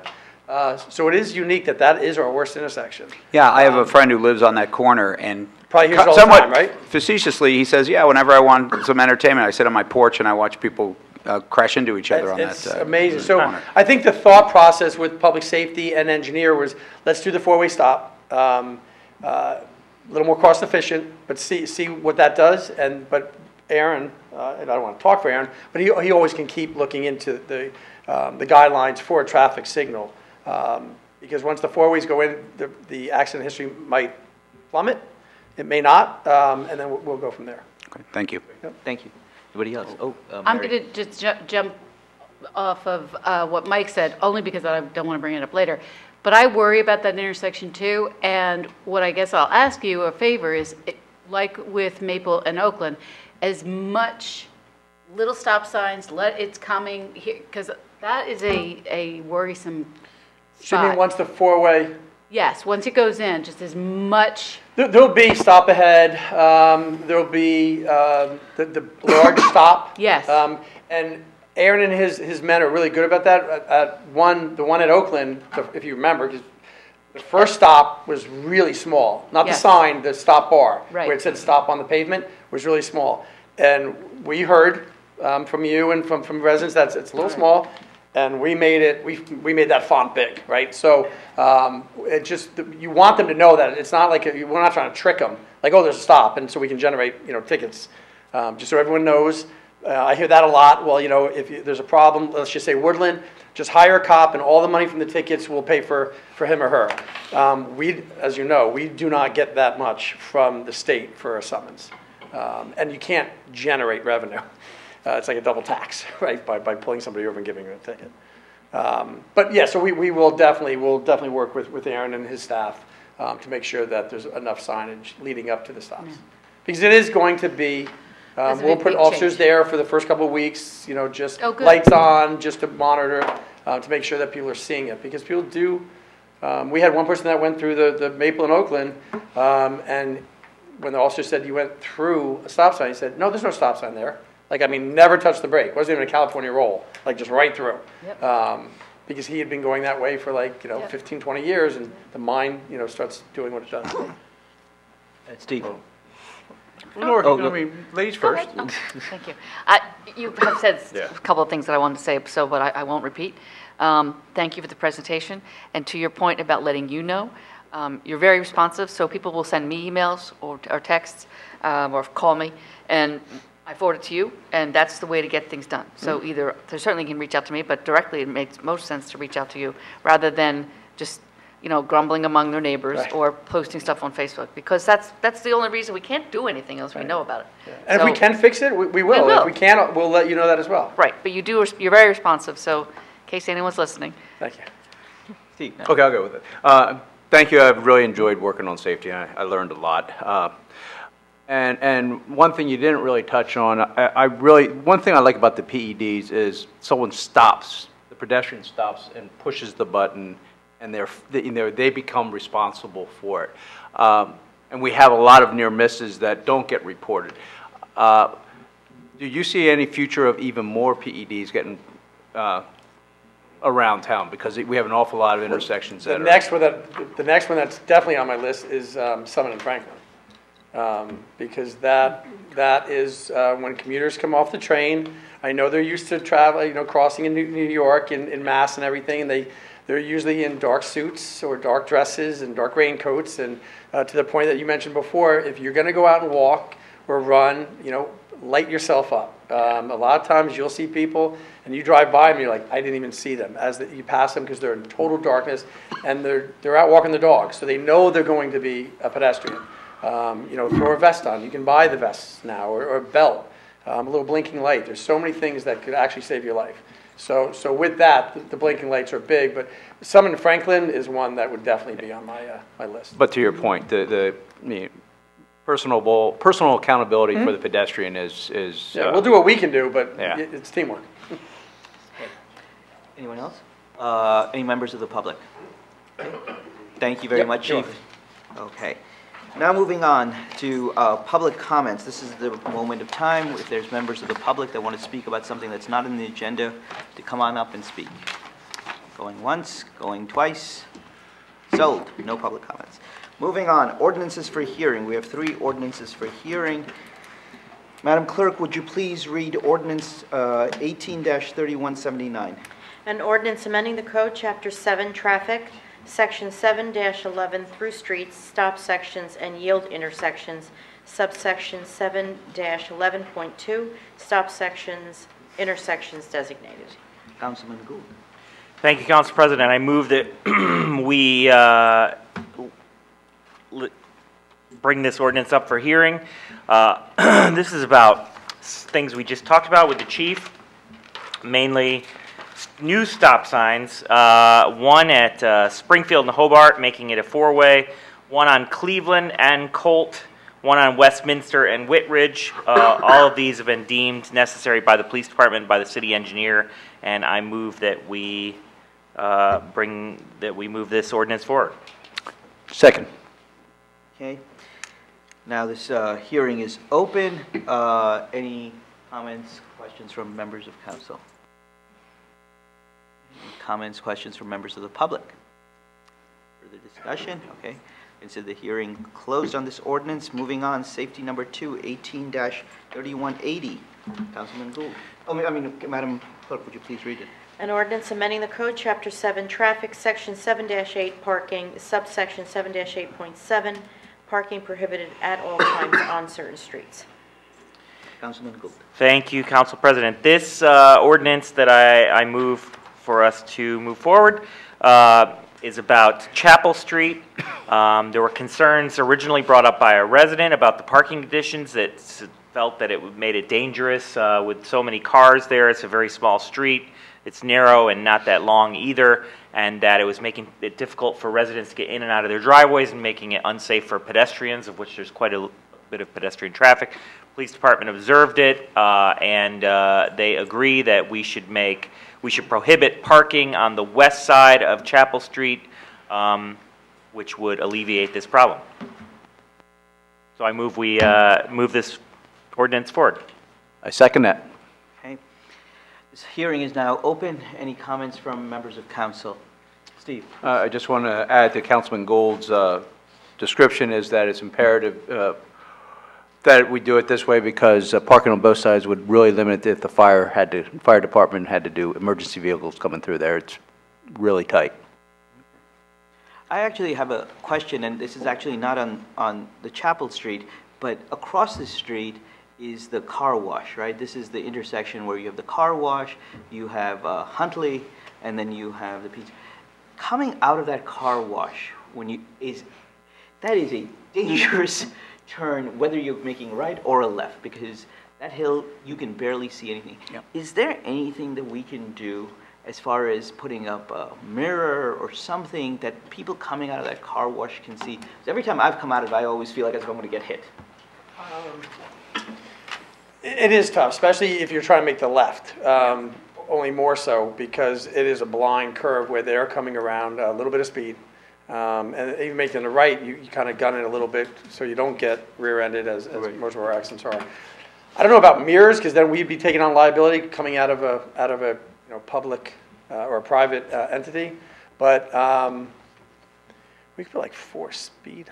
I'm just kidding. But we could definitely look at it with engineering because, and it is really wide. You do have a lot of movement there. Yeah. But even if they're coming down Chapel, that's a little off to the side, but it is just where they're coming down, heading toward. I mean, 24. even if a sign, I don't even know if there's a sign that says like hidden driveway. You know, when you're coming down on and that could be the first thing is we look to do signage, slow merging traffic or something like that. Yeah. That we could even look to do maybe a flashing, because I think there's a little bit of land. It wouldn't be right like a resident's front yard. Right. So we could look to put something, kind of makes everybody slow down as they get there. Something. But yeah, that one is tough. Thank you. Mike, please. Chief, just to follow up on Council President Naidu's comment, is there a possibility to do I mean, you mentioned it, that left-hand turn out of that parking lot is really scary. Is there any way to maybe, could I don't know what the rules would be around a right turn only exit from something like that? You can do it in Madison. I know this is going to sound funny, but out of the Dunkin' Donuts, you can't. There's a sign saying no left turn onto Main Street. You have to go right for whatever reason. So whether that was the franchise working with the Madison Police to put that in, because same thing, was a sightline issue. So we could definitely look at that, and then I'm assuming majority of the drivers would probably then pull out to go up Chapel, which then would help because now it's not as congested as it is now with the cars on both sides. Or it would push them down to whether the middle or they turn it and go down Bryant Parkway and then make the right to go back to the light. So then now you have, I mean, the restricted turns are during certain hours. Car wash is probably open not during those restricted hours because it's mostly rush hour in the morning, afternoon, it probably would be. But we could look at that, because like anything, you fix one, and sometimes then it starts something else. But even if it cuts down a majority of the traffic, making the left, because the left, you do start pulling out, and you just kind of almost sometimes. You just hope. Oh yeah, sometimes. It's very close. But I'd be curious to know what the accident history is. Yeah, we could look at that. We could definitely look at the accident history and see. And it is really wide there, too, so maybe a painted island, something that visually slows them down when they come around that, because it is wide there. Yeah. And then it goes back down to like a bottleneck, but maybe some paint. Sometimes that visually, that does it. Okay, thank you, Chief. You're welcome. Matt? I just never wash my car. Yes, that's the other option. Any comments from members of the public? Any further discussion from members of council? Okay, I consider the hearing on that ordinance closed. Moving on to Buildings and Ground 18-3181. Madam Clerk, would you please read that ordinance? An ordinance amending Chapter 35 Development Regulations Ordinance, Article 11, or is that Article 2? Affordable Housing, Multifamily Set Aside, subsection 35-11.1, quantification of affordable housing obligation for multifamily developers. I think that's Article 11. Article 11. Councilwoman Fox. Thank you, Council President. This ordinance amends the current Affordable Housing Multifamily Set-Aside Ordinance in the Development Regulations Ordinance of the City Code. This amendment is proposed pursuant to the amended settlement agreement between the City of Summit and Fair Share Housing Center. The proposed ordinance will require any multifamily development of 5 or more dwellings within the city to be required to include an affordable housing set-aside obligation. The current ordinance is restricted only to zones in which multifamily developments are permitted, whereas the proposed amendment will require any multifamily development of 5 or more dwellings, whether within the multifamily zones or with permission of a city land use board within the city, to be required to include an affordable housing set-aside. As is the process for amendments to the city's development regulations ordinance, the proposed amendment was sent to the planning board for review at the regular meeting, which was held on December 17th. And the planning board has validated the proposed ordinance as being in conformance with the city's master plan. I move to open the hearing for discussion. Second. Thank you. Okay, hearing's open. Any comments from members of council? Any comments from members of the public? Come on up, Reverend. Good evening. Dennis and Harvey, 140 Broad Street, Summit, New Jersey. I just want clarification to make sure that I'm understanding this correctly, that it's going to be inclusive of the entire city of Summit? That's correct. Is that correct? Yes. Yes, that's correct. Yes. Is that correct? Yes, that is correct. I want to commend the mayor and city council for taking this step to send a strong signal to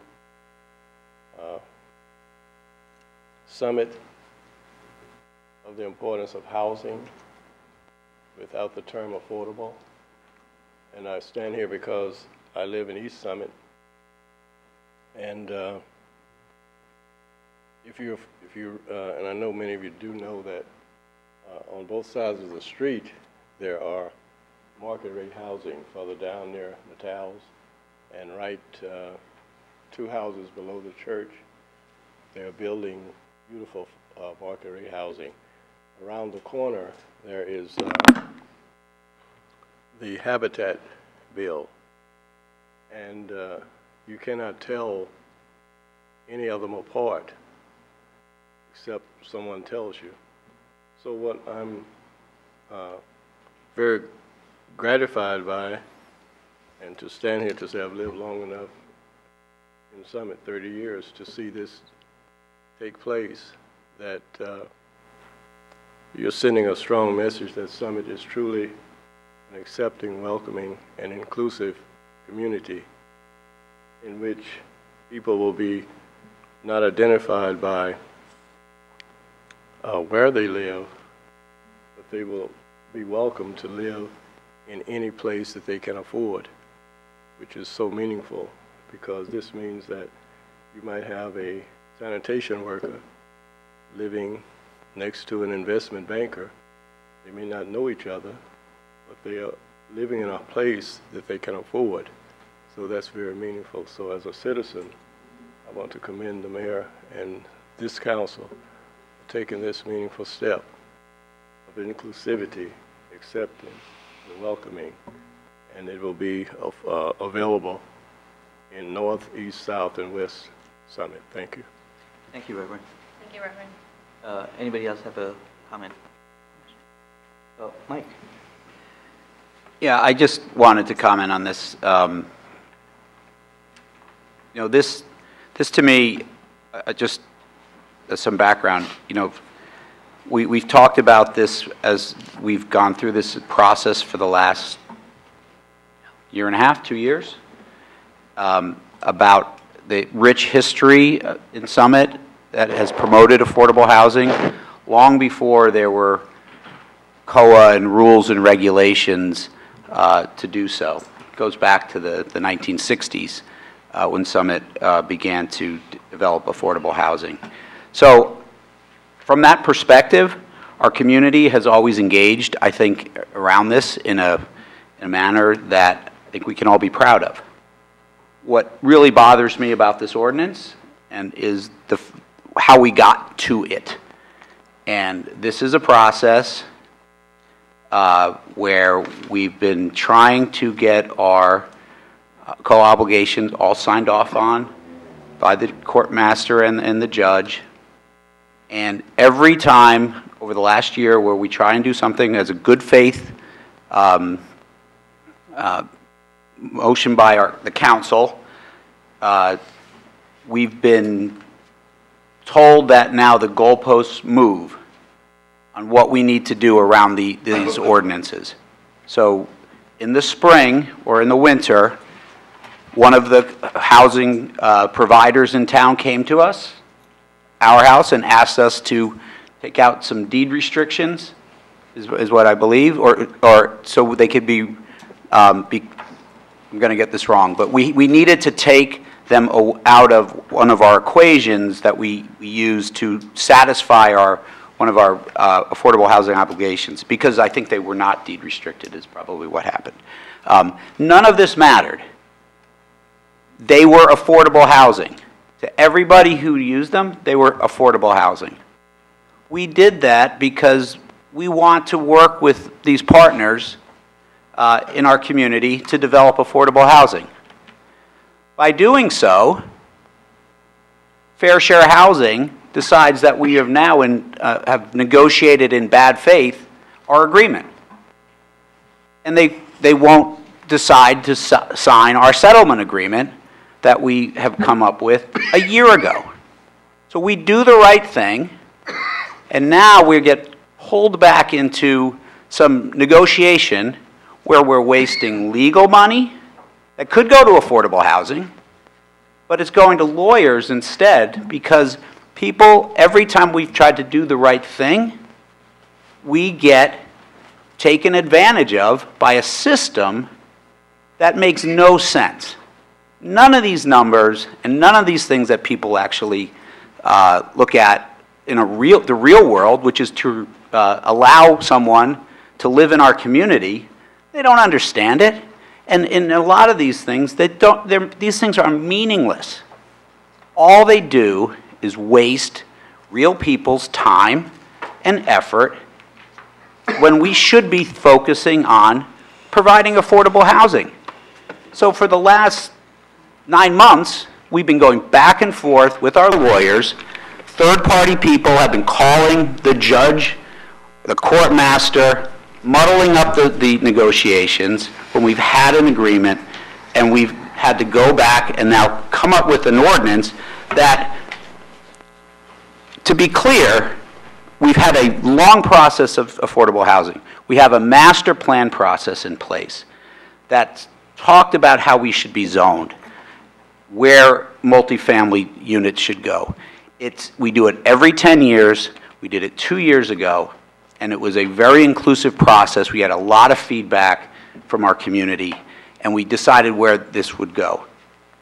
That's the process. Now we have a process where a judge tells us where it should go. That, to me, is inherently unfair. A judge who doesn't live in our community, doesn't know our community, knows nothing about Summit, yet what they're told by some lawyer that's on the clock, wasting money that should be going to affordable housing. So we're doing this to get this agreement finally done. Again, we are making a good faith effort to get this done. I'm just saying this is the last good faith effort I'm voting on to do this. These people in the legal world need to stop and sign off on our agreement so we can actually get to the good purpose of promoting affordable housing rather than paying lawyers. Thank you. Anyone else? Let me just say a couple of thoughts on my side. One, I think during the course of this year, for those who have followed what we've done in council, not only have we focused on the issue of affordable housing, but we've also focused on the issue of the housing authority here in our own town, what we manage as far as units, to try to make sure that those units are well maintained, that the structures are well maintained, because as we heard before about the needs in our town, sometimes those folks aren't the folks that come into council meetings and talk about their needs, but their needs exist, and we are here to speak on their behalf. So I'm very proud of the fact, collectively, we have brought in the Housing Authority Director and the Chair of the Board, and we've discussed these issues, and we've raised these issues so they can be addressed. And we've spent money, authorized spending of money. On the second point, let me agree with Councilman McTiernan's comment with regard to where I stand on affordable housing. I support affordable housing, and by that I mean I support the building of affordable housing in conjunction with inclusivity in development projects, right? That we have inclusionary affordable housing development. When we talk about Broad Street redevelopment, part of that equation that they put up there is affordable units to be brought there. But we cannot continue to spend money on planners and lawyers who are taking money out of a pot of money that exists to build for affordable housing units. And that's what's been going on, and this has to stop. And so where I agree with Councilman McTiernan is I believe that we have come to the end of the road. This is our last, this is the one we're going to do this. We have come to the end of the road. We want a settlement. We want it done. We want to be in the business of working with partners, whether it's developers or Habitat for Humanity, which we authorized the spending of, I think, $1.2 million to go ahead and build. We want those things because that makes actual difference to real people. And I will say that I'm very frustrated with our house and what happened with that entire thing, because what those were units in which people donated money to our house. People like me who went running on races raised money to go ahead for our house to build affordable housing units. And then to use a legal technicality and say, hey, look, it's not deed restricted, so you can't put it that way as in your calculation. Take it off, and then ask us to give money to them to make it back into deed restriction. Think about it in practical terms. Person living there is a person who needs affordable housing units. Person, after we give money from the trust fund, instead of building a new unit, what we do is basically give it to an organization in order that that same person that's living continues to live. And now suddenly it's magically changed to be an affordable housing unit that somehow we've done it. That's a sham. It's absolutely a sham. Everybody knows it. That's not the way we should be doing things. We support affordable housing to be constructed so that real people get a real benefit. So we're going to vote on this, but I agree with Councilman McTiernan. This is the last time I'm going to support something like this. I just want to make one quick comment, and I agree both with the Council President and Councilman McTiernan. But when we first signed the agreement, and this was 2 years ago, we were in good faith. I remember speaking about how I was so proud that we have a bipartisan council that unanimously approved this. And nobody on this council, or that council, was disturbed about casting a vote in favor of this. We were proud of that vote and proud of being able to move this forward and provide affordable housing truly in our community. And I've watched what the system has done to create frustration and annoyance and anger on members of our council. We're still going to do the right thing tonight. And I just want to say that I'm very proud of every single member of this council for the hard work and honest dedication towards what we really want, which is affordable housing. But quite frankly, the system has not made it easy. Thank you. Anybody else? Okay, with that, I'll consider the hearing closed. We're going to move on for ordinances of final consideration. Madam Clerk, 18-3179. An ordinance amending the code, Chapter 7, Traffic, Section 7-11, through streets, stop intersections, and yield intersections, subsection 7-11.2, stop intersections designated. Councilman Gould. Thank you, Council President. I request that we pass this ordinance for the stop signs I mentioned a few minutes ago. Second. Okay, roll call, please. Mr. Bowman? Aye. Ms. Fox? Aye. Mr. Gould? Aye. Ms. Little? Aye. Mr. McTiernan? Aye. Ms. Ogden? Aye. President Naidoo? Aye. Moving on. 18-3180. Madam Clerk, please read. An ordinance amending the code, Chapter 7, Traffic, Section 7-8, Parking, subsection 7-8.7, parking prohibited at all times on certain streets. Councilman Gould. Thank you, Council President. I request that we pass this ordinance that I discussed 10 minutes ago, prohibiting parking on the west side of Chapel Street. Second, 10 minutes ago.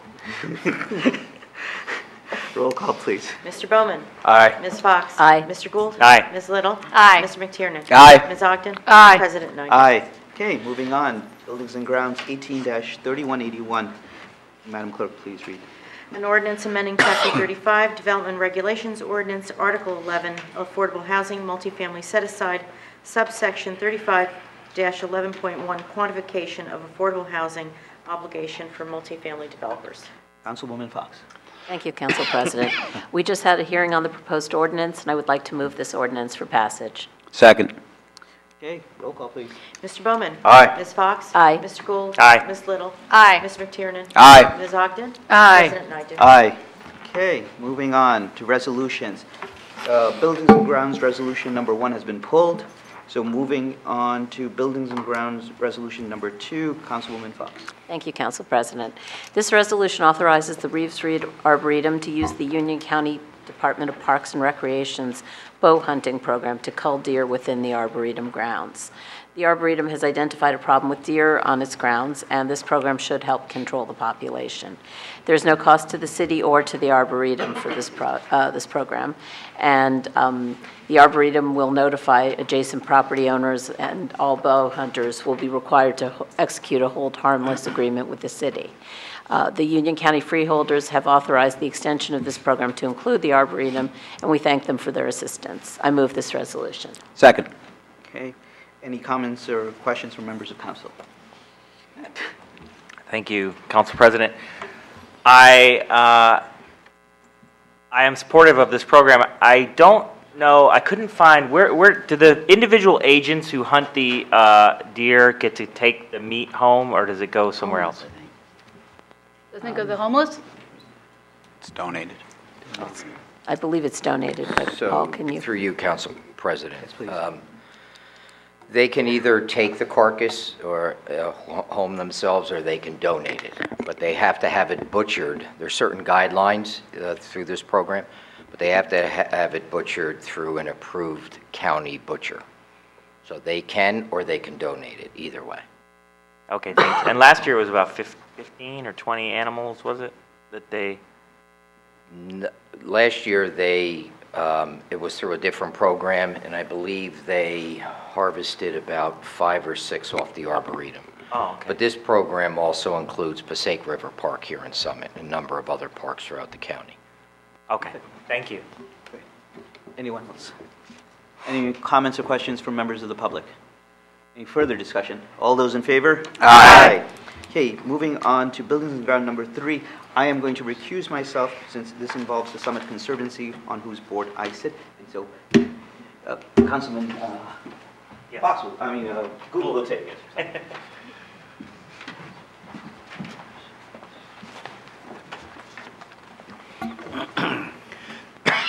Thank you, Council President. Madam Clerk, could you read this resolution? I think, President Pro Tem, all you have to do is call on the chairwoman of the Buildings and Grounds Committee to speak to it. Councilwoman Fox. Thank you, President Pro Tem. This resolution amends the agreement between the Summit Conservancy and the city for the Free Market Center construction and use agreement. This agreement details the process and responsibilities of both entities for the construction and use of the Free Market Center. Paragraph 13 of the agreement provides that the parties will endeavor to have the center constructed by no later than December 31st, 2018. Due to revisions of the construction plans, the project commencement has been delayed, so the Conservancy has requested that the completion date be amended to December 31st, 2019. I move this resolution. Second. Any questions or comments from members of council? Got a quick one. Yes, Councilman Bowman.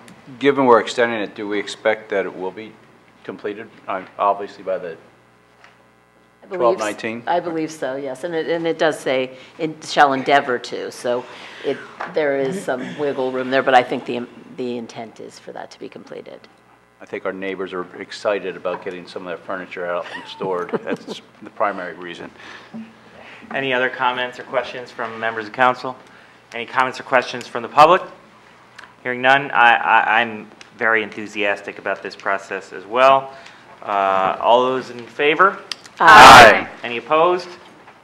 Motion carries, and I'll return the gavel to the president.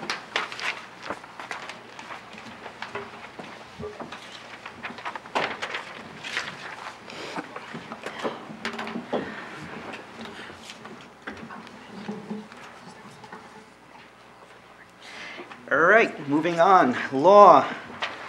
Number 1, Councilman McTiernan. Thank you, Council President. As per closed session, this resolution would appoint Judge Callahan, who is a longtime Summit resident with sterling credentials as a judge throughout his long career, to a position on the court that is temporary. The term would expire December 31st, 2019. And with that, I move this resolution. I second that. Okay. Any comments, questions from members of council? Comments from members of the public? Further discussion? All those in favor? Aye. Okay, moving on. Works. We have three of them. Councilman Bowman, number one. Works number one. Thank you, Council President. Resolution 1, number 6119, is a resolution that creates a council liaison to the Lackawanna Coalition. The Lackawanna Coalition is a group whose main function is to act as a conduit between the city member and NJ Transit. Great role there. And to keep those members informed of developments relating to the rail service on the Morris Express lines.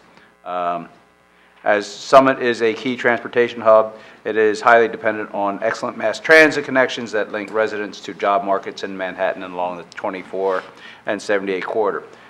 Summit's representative is appointed by Common Council. The coalition meets monthly in Milburn, I believe, and in the past we have relied on a representative to report back to us. By having a council liaison, we will have a clear communication line to council. And one of our councilmen here has volunteered. God love you. I move we accept this resolution. Second. Okay. Any comments from members of council? Thanks for doing this. Thanks. And that volunteer is Councilman Gould. Yes. Fellow trained traveler. Yes. And so, I just want to say I'm delighted to do it. I think, like our council president, I take the train into the city all the time. I would say more than 50% of the time it's delayed, and I feel like the more we can complain about it, the more help we're likely to get. thank you. Any comments from members of the public? Any further discussion? All those in favor? Aye. Moving on, works number two, Councilman Works number Bowman. 2, ID number Resolution 6128. This resolution is awarding a bid for the community center and the DPW generator project to Manor 2 Electric. They're out of Homedale, New Jersey, in the amount of $316,000. To go against that, the city has received a $100,000 grant to offset this capital budget item. This project is a project that will keep the DPW garage in operations if we should have a power outage. This building is critical for the operations of works departments, maintaining city vehicles and equipment in operation. This facility needs to be capable of being in operation 24/7. The community center generator will allow the center to be another resource for residents in the event of a long-term power outage. As we have experienced here a number of times, power outages occur, and to have a backup is imperative for the operation of the city. I move we accept this resolution. Second. Okay. Any comments or questions from members of council? Mike. Oh, sorry, Mike. Please, Mike. Thank you, Council President. No, I think this is important. You know, we've talked about, even the Capitol meeting the other night, about resiliency for city assets, and one is keeping our equipment, functioning in a power outage, because those people do need to be able to go out and clear the roads and rescue people if need be, et cetera. But also the community center, that we're invested a lot of money in this place. When the power is out, and we've experienced this twice in the last 7 years, it can be out for a couple of weeks. And it's imperative that people have a place to go and get warm, to charge their phone up, and given the community center being such a focal point for people of all ages, it's really important to add this asset to that building so it can function for all those people when they need it most. Thank you. Matt? Thank you. Yeah, I just have a question. Thank you. I concur with Councilman McTiernan, and I have a question. So they run on gas, right? So they don't run out. We don't have to fill them up with gasoline. They run on natural gas. They're natural gas. Yeah. Okay. Thank you. And they, just so everyone knows, they were part of the capital budget 2016. So it's not anything other than that. Okay. Wonderful. Nora. And one of the things that's great in the community center, the new construction, there are showers. So this is a great location if we need to have people shelter. There are showers there in the kitchen, and so it's really a good idea to have a generator. Any comments from members of the public? Any further discussion? All those in favor? Aye. Aye. Works number 3. Okay, works with number 3. Resolution 6092 is declaring a Department of Public Works vacancy. As we discussed in closed session, this position is a result of a resignation of a longtime sanitation department employee. We are not adding to the head count. It is a vital position for sanitation as well as storm work as well. I move we accept this resolution. Second. Okay, any comments from members of council? Comments from members of the public? All further discussion? All those in favor? Aye. Okay, finance and personnel. We're now about to have the Councilwoman Little show here going down a list. So feel free to bundle as you see fit. I will do that. Okay. Thank you, Council President. Finance Personnel Resolution number 1 is to amend the Personnel Policy Manual, and this is the amendments were clearly detailed in the attachment to the agenda, but they were all done at either a requirement of the JIF, which is the Joint Insurance Fund, or at recommendation of our Labor Council, and I ask that we move this resolution for approval. Second. Any comments from members of council? Thank you, Council President. Councilwoman Little, I saw a lot in there in the new policy manual about social media and use of social media. Have we had any problems with social media like other towns have had, or have we been lucky so far?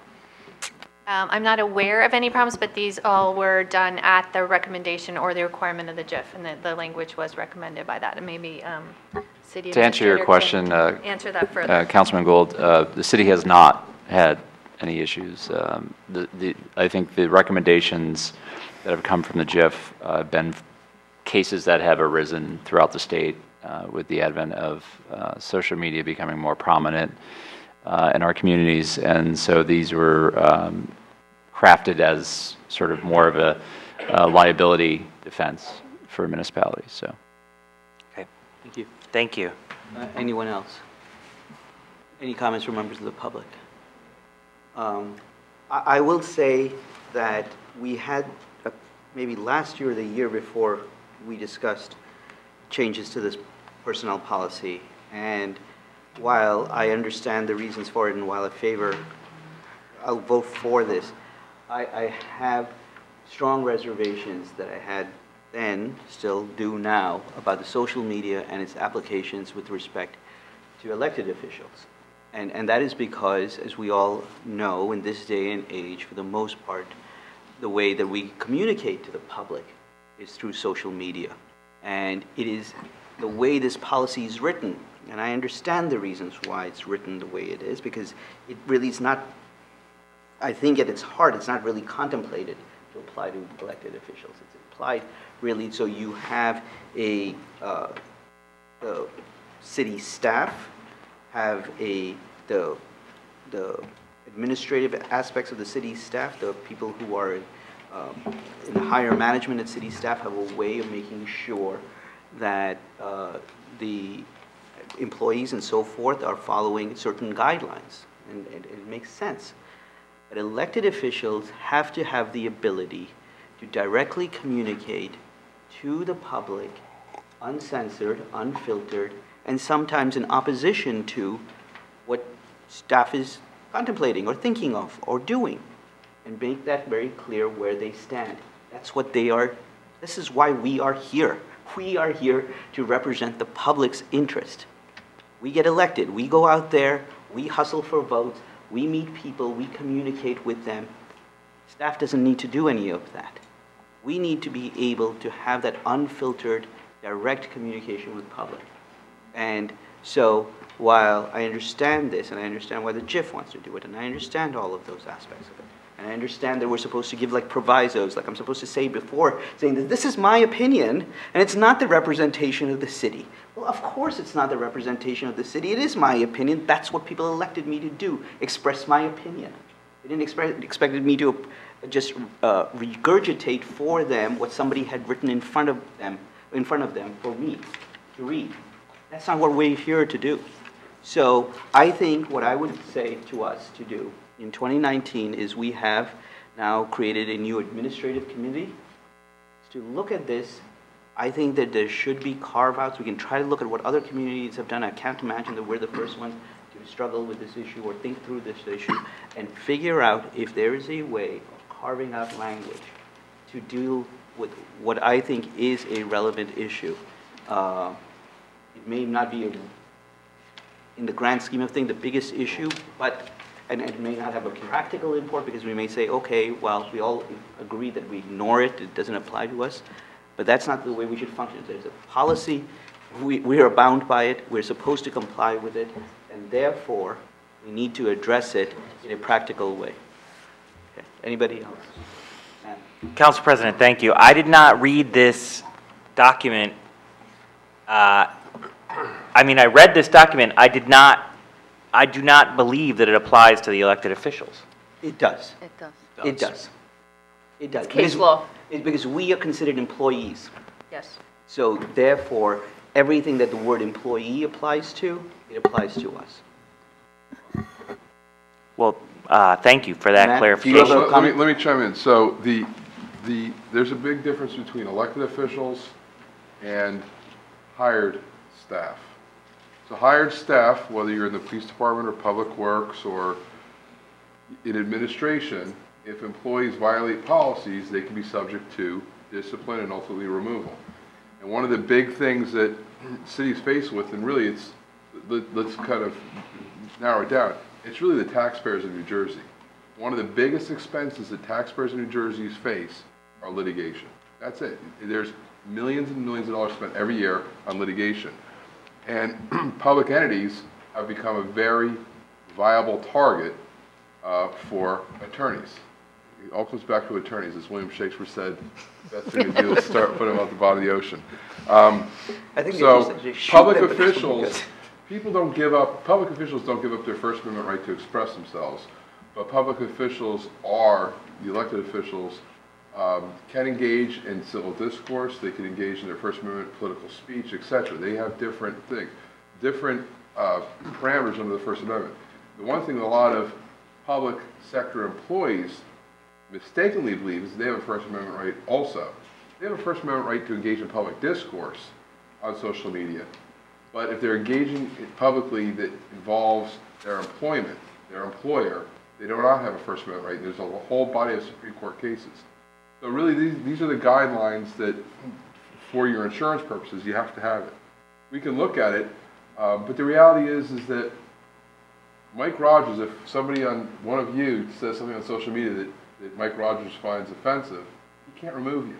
You're elected by the people. The people that can remove you are the citizens. But if Mike Rogers or the city is dealing with an employee who's done something wrong that violates the policy, we have to take steps. And unfortunately, social media, people forget that when you write it, it's there forever. And I can't tell you how many litigations we're involved in where it's the social media posting, it's the posting on Facebook or a Twitter or an email that ends up sinking a city or a municipality or a Board of Ed. So these policies do apply generally, but there is a caveat between elected officials and hired staff. I agree with you, Matt. That's why I said I'll vote for it, because I understand the need for it. I completely agree with your analysis.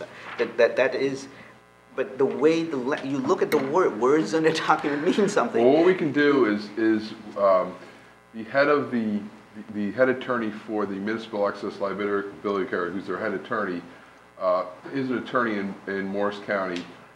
Very excellent person, so we can draft it, and what we've done in other places is we can run things by him to get approval from the MEL, which is the umbrella entity that sits above all of the joint insurance funds. It really is kind of the deep pocket for these multi-million-dollar lawsuits that come out of personnel practices. So if we want to make amendments to it or do something for elected officials, we can look at that and run it by them and get their approval, so it doesn't in any way jeopardize the policy. Thank you. Okay. Michael. I don't want to prolong this conversation, but I just want to say that I think the policy, it protects the city, and I think that's the primary interest here, and I think we can't prevent anybody from suing whoever they want to sue, especially if they want to sue the city of Summit, and because of something that has been expressed by an elected official. Elected officials are sued all the time. it provides a protection, a layer of protection. I can tell you that if there was such a case and you're in a deposition, certainly a question will be asked is, do you have a policy for social media? And if you don't, you're exposed. And this is what I feel is important for the city. And it's not necessarily to be punitive in sort of your concerns. I think it's more for the employees, the staff, and I think it's also a protective layer for the city for anything that is expressed in social media. So that's my 2 cents on it. Thank you. Anybody else? Okay, all those in favor? Aye. Aye. Okay. Moving on, number 2, Councilwoman Liu.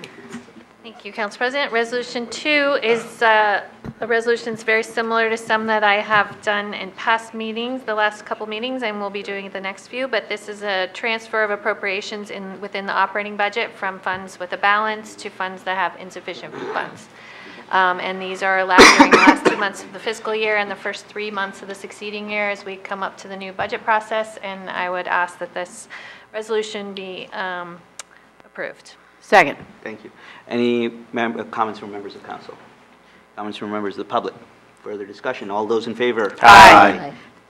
Finance and Personnel number 3. Resolution number 3 allows the city treasurer to make appropriation transfers to cover bills that require payment before year end, as this is our last meeting of the year, and this is a resolution that we do every year at this time. And I would ask that this resolution also be approved. Second. Okay. Any comments from members of council? Comments from members of the public? Any further discussion? All those in favor? Aye. Okay. Do you want to bundle 4, I'm 5, going to and 6? bundle, I'm going to bundle 4 and 5 for sure. These are the resolutions to All right. authorize legal services for our city solicitor and our labor council. Both are for Cleary, Jacoby, Alfieri, and Jacobs to continue in those roles. We are extremely happy with the services provided by Matt Jacoby, as just demonstrated here in the council meeting, as our city solicitor Very and labor defeat. council. And we would like to continue that relationship, and I ask that this resolution be approved. Second. Okay. Any comments from members of council? Questions? Further discussion from members of the public? Any questions? Comments? Further discussion? All those in favor? Aye. Okay. Number 6. This is to authorize contract execution for grant writing services in 2019. This is again a continuation of an ongoing relationship with Millennium Grant Writing Services. As we've discussed at previous meetings, this has been a very successful relationship, and we have received a total of almost $450,000 worth of grant money from grants that were written by Millennium this year. We have a number of other grants that are still outstanding and that we may receive monies from. So this has been, again, a very successful relationship, and we would like to continue this with Millennium in the coming year. So I would ask that this resolution be approved. Second. Any comments from members of council? Marjorie? Yes, I'm just wondering, of the grants that we've received in the past year, how many of those are from grant sources that are typical grant sources that, like the State DOT, Summit Area Public Foundation, and how many of those are from sources where Millennium has identified a new grant source? I have the report here. I don't know I don't have a breakdown of which were ongoing grants and which were new grants, but I do know that they have identified a number of grants that we didn't have in the past, and they have written very successful grant submissions for a number of grants that we've received. So maybe Administrator Rogers can speak to whether they are new funding sources or not, but it has been, we've also heard from the department heads that they find this a very valuable service, that this is a very time-consuming and often detail-oriented process that needs to be done for these grant proposals, and to free up their time to do other services has been very valuable to them. So we've heard from a number of the department heads on that issue as well, which maybe isn't quantifiable, but valuable as well. Councilwoman Fox, there are plenty of grant applications that are not the typical grants that they've been able to research and identify, whether we've been successful or not. Some we have, many we haven't. There's, as you know, the grant field is very competitive. So a lot of these that are out there, we certainly wouldn't have been aware of them. They've found them. They've brought it to our attention, whether it fit our needs or not. there are many that don't, and we don't apply for. So the ones that they report on a monthly basis that have we've submitted, maybe still pending, submitted, have not received any funding, submitted that we've been awarded grants. There are many that just don't necessarily fit our needs. But these are ones that I can't quantify as far as these other types of, grant tours that are out there in the country that they have identified as ones, and they list them in their report. I could certainly provide you the annual report. I think that was submitted to the council some time ago when we did the 3-month renewal. But right, I recall seeing it, and that's why I was wondering, because some of them were things that are kind of ongoing grant requests, and I just wanted to know. Thank you. Okay. Any comments from members of the public? The only thing I will say is, I think looking now in 2019, and previously I mentioned about the capital budget, one of the things I think we really do need to focus on in 2019 is seeing whether there are new revenue sources in different areas for different things. There are a lot of interesting initiatives. Part of what we did, as you all know, during the course of this year, is have different committees or different boards come in and talk to us about different initiatives. And so maybe, since they give us monthly updates, I think that should be circulated within the Finance Committee and maybe the Infrastructure Committee to see what it is that, as far as what is being applied for, and then get some feedback on a real-time basis, like, okay, well, we're thinking of these ideas, can you go out and look for these things, and have a back and forth, more of a dialogue, I think, with council members as well. I think that would be helpful. Okay, with that, all those in favor? Aye. Okay, moving on, number 7. Thank you, Council President. Finance Resolution number 7 is to authorize a shared service agreement with the Borough of Madison for information technology support services in 2019. This is, again, an ongoing relationship that has been very successful. We are always looking for opportunities to do shared services with other municipalities because it's a cost-saving measure and it's a good relationship to have. We're always looking for those types of relationships, and this has been one that's been very successful, and I ask that we continue it and approve this resolution. Second. Okay. Any comments from members of council? Members of the public? All those in favor? Aye. Number 8. Thank you, Council President. This is to authorize another professional services agreement for our 2019 Tax Appeal Council with the firm of DeFrancesco, Bateman, Kunzman, Davis, Lair, and Flaum. Again, an ongoing relationship that has been a successful one, and I would ask that this resolution also be approved. Second. Comments from members of council? Questions? Mike? Just on this, I know we've had these for quite a while, and this is part and parcel of protecting the city's rights. But on the other side of this, we're talking about Summit residents who are the other side of a lot of these discussions, and it's intrinsic to their largest asset for most of them, which is the value of their property and what they should be paying in tax. When we're paying lawyers and citizens are paying lawyers, what we're seeing is a long-term reval that goes on in our town over many years, and or revaluation where, generally speaking, on the private sector, they get about 1/3 to 1/2 of what the savings in their property tax. And the city spends, as we see, roughly $180,000 a year defending these types of things. So I guess my question is, we have it on our capital plan as a thing that's out there for a city, revaluation. We're going to have to do it sooner or later, because this is going through the courts, and the state has mandated it now for Union County. We're now in a queue, I suppose, but I just wonder. I mean, I support this obviously, but I just wonder, given the inevitability of it, we are going to have to spend that $1 million at some stage. In the interim, we are spending money on legal fees to defend the city, and our citizens are spending money to fight the city.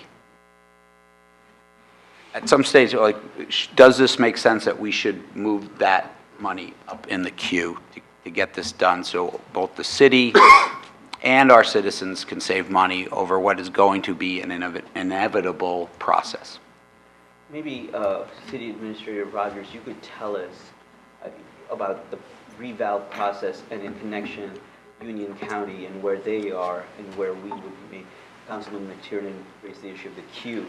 And you should, to what degree you can share information on that would be helpful. Thank you, Council President. So the Union County Tax Board has ordered municipalities based upon where their ratio level is, and they basically look at and have looked at the lowest ratio, meaning, for example, I think the city of Elizabeth was at 13% or so. And I think Winfield was actually lower than that, and they were ordered. These communities, they're sort of going in this sort of lowest ratio to highest ratio in the county. We're somewhere in the middle ground area at 42 or 43%, I think now. That's kind of the way they're handling it systematically because they just cannot handle. So to address your question about trying to put this up, trying to force this or volunteer for it, it's really not, even if we volunteer this, the county is going to look at us and say, that's great, but we have these other communities we need to address first. And they'll just put us in the queue anyway, and we're kind of there anyway. We're probably several ahead, several years away, maybe 3 to 4 years. They just can't handle what results ultimately in a reval, which it doesn't prevent tax appeals. I mean, even when you go through a reval, there are many tax appeals that will follow. So that tax appeal line for legal fees wouldn't disappear as a result of this. Unfortunately, it's just the byproduct of that, what happens. But it will get us to certainly a closer market value to assessed value, which is ultimately where we want to be. But the City of Summit has been very consistent in its ratio for over a 10-year period, which is remarkable, actually. So I share your concern. I understand the sort of the thought process about wanting to get there sooner than later, but the county just can't handle the systematic way they want to do this and taking on another municipality to do this reval and then have to deal with all of what follows with a reval, which is certainly tax appeals as a result. So we'll get there, and the order will come, and we'll certainly go through that 2-year process that you'll go through, and it'll be pain that comes along with it. And hope you're still around to deal with it. Field phone calls. It's not a fun process to go through, but it's a necessary one, and it will be inevitable that the City of Summit will go through it. Right. Okay. Anybody else? Any comments from members of the public? Further discussion? All those in favor? Aye. Okay. Number 9. Thank you, Council President. Can I bundle these last two? Absolutely. Yes, I would like to Please. bundle resolutions 9 and 10, which are to extend leave with pay to a parking service agency employee and extend leave with pay for a DPW employee. Both of these were discussed in the closed session prior to this meeting, and I would like to move these resolutions for approval. Second. Thank you. Any comments from members of the council? Questions from members of the public or comments? Further discussion? All those in favor? Aye. Okay, moving on to the agenda. Do I have a motion to approve the consent agenda as presented? So moved. Do I have a second? Second. All those in favor? Aye. Okay. Council member comments and new business. Councilwoman Ogden. Okay, here it is. It's now time for me to say goodbye. And I want to start by thanking everyone that voted for me 3 years ago and for supporting me during this incredible journey. I have learned so much since taking office. It is not and never has been about party politics once I took my seat on this dais. I truly, truly tried to make decisions that I believe were in the best interests of the citizens of Summit. I have enjoyed serving with this council and the 2 councils prior to this one. I wish each one of you well in your continued years of service, and know that you will continue to do what is just and what is right. You are a wonderful group to work with, and I believe we have accomplished a lot in a short amount of time. It really is never about one person accomplishing anything up here. We all have worked well together and have even civilly agreed to disagree. Each of you contributes so much, and I have loved working with you. Some of you I've had the good fortune of serving with on committees this past year. Clearly the Harry and Beth show. I think we accomplished a lot, and I really enjoyed working with you, Beth, and taking on some of the more prickly parking issues. I would like to thank each department head and Michael Rogers. Michael, you are a gift to this city. Your expertise, experience, and ability to work with just about everyone is commendable. The city is in wonderful hands. You tackle each budget with a fine-tooth comb, you lose sleep, and look at every penny the city spends judiciously. You have kept the budget either less than 2% or last year presented a flat budget. Thank you for all your hard work on behalf of this city. Rosie. We all can't do what we do without you. You are the glue that holds us together. I have so appreciated all the time you have given me on various ordinances and resolutions. What a learning curve it has been, but you held my hand, and by God, I think I've got it. Thank you. Marge, you are amazing. You make those numbers come out just right and help make sure that the city continues to get that AAA rating that we have. Thank you. Paul. Sadly, I was never able to serve on a committee with you, and that was surely my loss. You have always responded quickly to all of my inquiries and explained in detail just what I needed to know. I will miss you. You and your crew take very good care of our infrastructure, and in some ways, that is one of the most important workings of this city. Rita, who's not here on vacation, and I'm sure not watching, but what a year we've had in general services. We've accomplished quite a bit. I think that you, Rita's not here, Beth and myself have made a great team and worked very well together to get what we needed to get done. I have to say I think Rita's job is one of the most thankless, but she does it with grace and patience. Judith, also not here. I was going to say I was certainly going to show her some Summit love tonight because she's really amazing. She has more energy than anyone I know, and we have been very lucky having her at the helm of the DCP. She will be missed. I look forward to seeing all that Mark and Jamie will accomplish, especially with the new community center. She will be turning over the reins to extremely capable hands. Chiefs. One chief left, but what can I say? I have loved working with both of you. I am so impressed with both of your departments.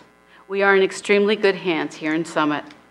Watching your departments in action between the New Year's Day fire last year and the incredible loss of Detective Tarantino, I saw the absolute best of both of your departments and your men and women. I have loved my ride-alongs. Thank you, Officer Peer. It was really fun, and my firefighter experience. We are truly blessed here in Summit with two amazing chiefs, and I will miss you both very much. Now, TYVM IWMY. This is, for those of you that served on safety with me, you will so get that. I'll give you a minute. Thank you very much. Thank you very much. What was last week? IWMY. I will miss you. Oh, I won't. good job. It's an acronym, guys. Maybe I won't. This is truly a bittersweet moment for me. I have loved the past 3 years. I learned a lot, took risks, and yes, I learned never, ever, ever video yourself into a meeting. Don't ever do it. Greg, don't do it. Chief, I'm sorry he's not here, but I was sorry we couldn't get the manpower that we worked hard to, but I think that the shift restructuring and the overtime helped that quite a bit. I am excited to see the development of the new firehouse and how that will come to fruition. Summit is an incredibly special place to live, work, volunteer, and get an education. We are fortunate. Let's never take that for granted. I hope that good people will continue to step forward and run for council. I believe that Henry and I might just be the first couple to run and serve on council. But it just goes to show you that we both truly have cared about Summit and hopefully have made a small difference. I say goodbye to all of you tonight and look forward to seeing all that you will accomplish in the years to come.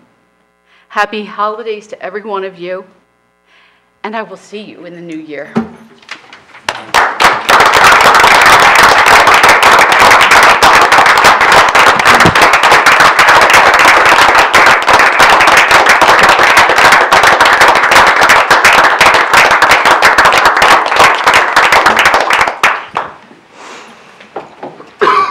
That's a tough act to follow.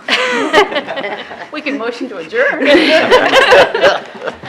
But I will ask if there's anybody else who would like to say anything. Councilwoman Little. Well, I certainly would, because as Mary said, we were partners together on both finance and general services. And as a first-year council person, I could not have had a better mentor and partner than Mary Ogden to sit with me on those committees. She is hardworking, she is dedicated, she is passionate, and she is deeply kind and looks out for the best interest of everyone in Summit and is very thoughtful in doing so. And so thank you, Mary, and I will miss you very much. I think we did make a great team, and we did get a lot done, even with parking.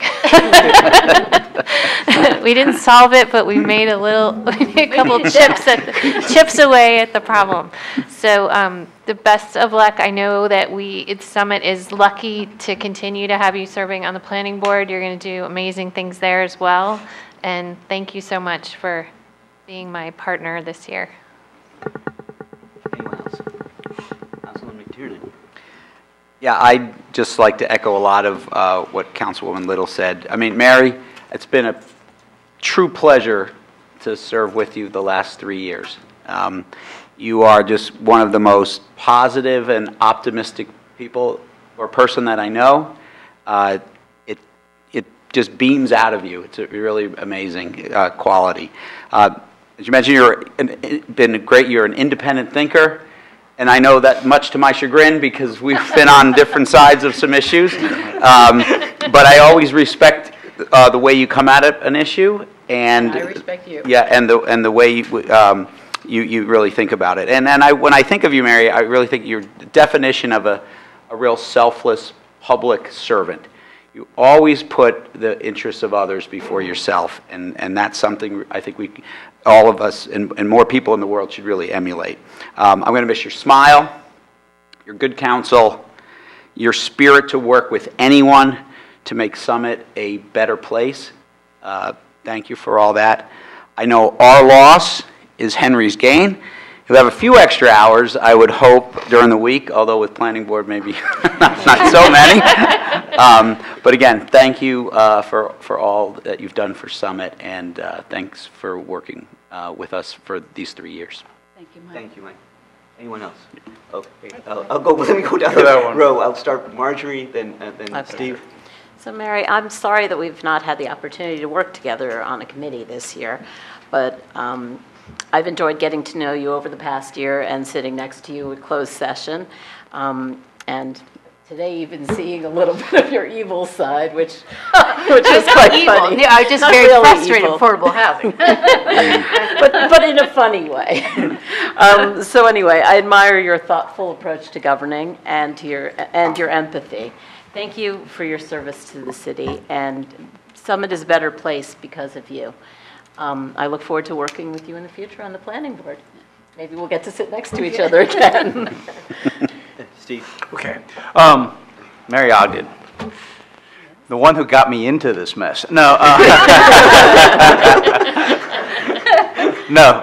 While I never got to serve with you on a council, you did start mentoring me long before I got on council, and I thank you for that. And your patience, your calming voice, the voice of reason, and maybe a little bit of Henry came through on you a couple times that I've got to hear from him. But I have enjoyed working with you, and like everyone here said, your presence will be long felt here on council. Matt? Thank you. Councilwoman Ogden, I've been inspired by your commitment to good government. I've been impressed by your creative solutions to difficult problems, and I've been moved by your dedication to your fellow citizens. Thank you for your service.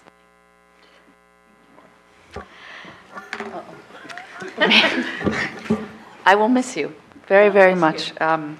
It has been tremendously rewarding to work with you. I think the words Mike said respect. Mary respects everyone around her, everyone with whom you work, everyone with whom you disagree, all the citizens of this community, our children, our seniors, those less fortunate than those of us who are in the positions that we are. You are straightforward with a smile. You are harsh in your honesty. And I mean that in a good sense. You are warm and welcoming, but you're steadfast.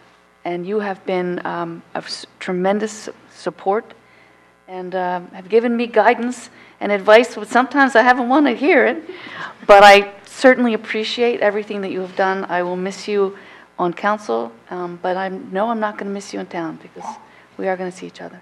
But all the best. I know I'm so glad to be serving on the planning board, so we'll be doing a lot of great things with the redevelopment, and thank you. Thank you from the bottom of my heart.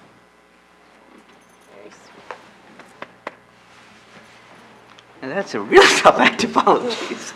So, oh, you're up to task.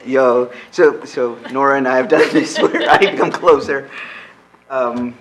Mary, Nora, myself and you started on council together, all three of us, right? So, and I think I will say that I agree in what you just said before about how much good work we all did together and have done together for 3 years.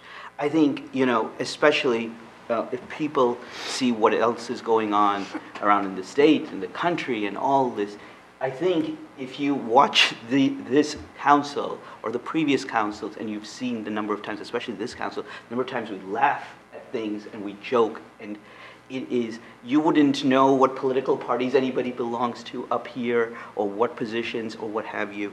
And I think that is to the credit of people like you serving, who bring, and I will say this, and I think people have hinted, you have like a genteel mannerism about yourself.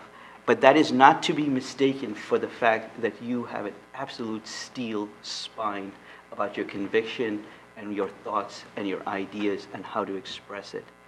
And that way of making sure that you get what your points are across, but in a way that you people realize they can agree to disagree, find compromise on the next issue. As Mike said, sometimes we're on opposite sides of things, but I've never thought that your position was not one based upon principle and what you thought was the right thing to do. And so, without a doubt, I will miss certainly your common sense. You and I served in the law committee together, and I being the lawyer, you being the common sense person, is like, what the heck? Why would we do that? That makes no sense whatsoever. And that is something that's critical, because sometimes we get lost in the minutiae, sometimes we get lost in fighting on this thing and that thing, and we need people like you who talk about common sense, because that's what affects real people's lives. So we will certainly miss you up here. I will certainly miss you up here, and I will certainly miss your counsel to all of us here. But you will be on the planning board, and I'm pretty sure we will hear from you. So with that, I will entertain a motion to, Reverend Harriel. I just want to know, kind of resident of the... Oh, absolutely. If you, yes, please come on. I just want to, as a resident of the ward that Mary represents, I want to thank you for your concern for the citizens of Ward 2. Thank you for your openness, your willingness to listen, your willingness to learn, your willingness to not tell people what you think they should do, but listen to what they would like for you to try and get done. So with that, just want to say thank you and echo all of the comments that have been said about you. And if you would just continue the way you are, and maybe put the way you are on Facebook and send it around the country, it'll be a better place. Thank you. Thank you. Okay. With that, I'll entertain a motion to adjourn. I move to adjourn. Okay, second? Second. All those in favor? Aye. Thank you. We are adjourned.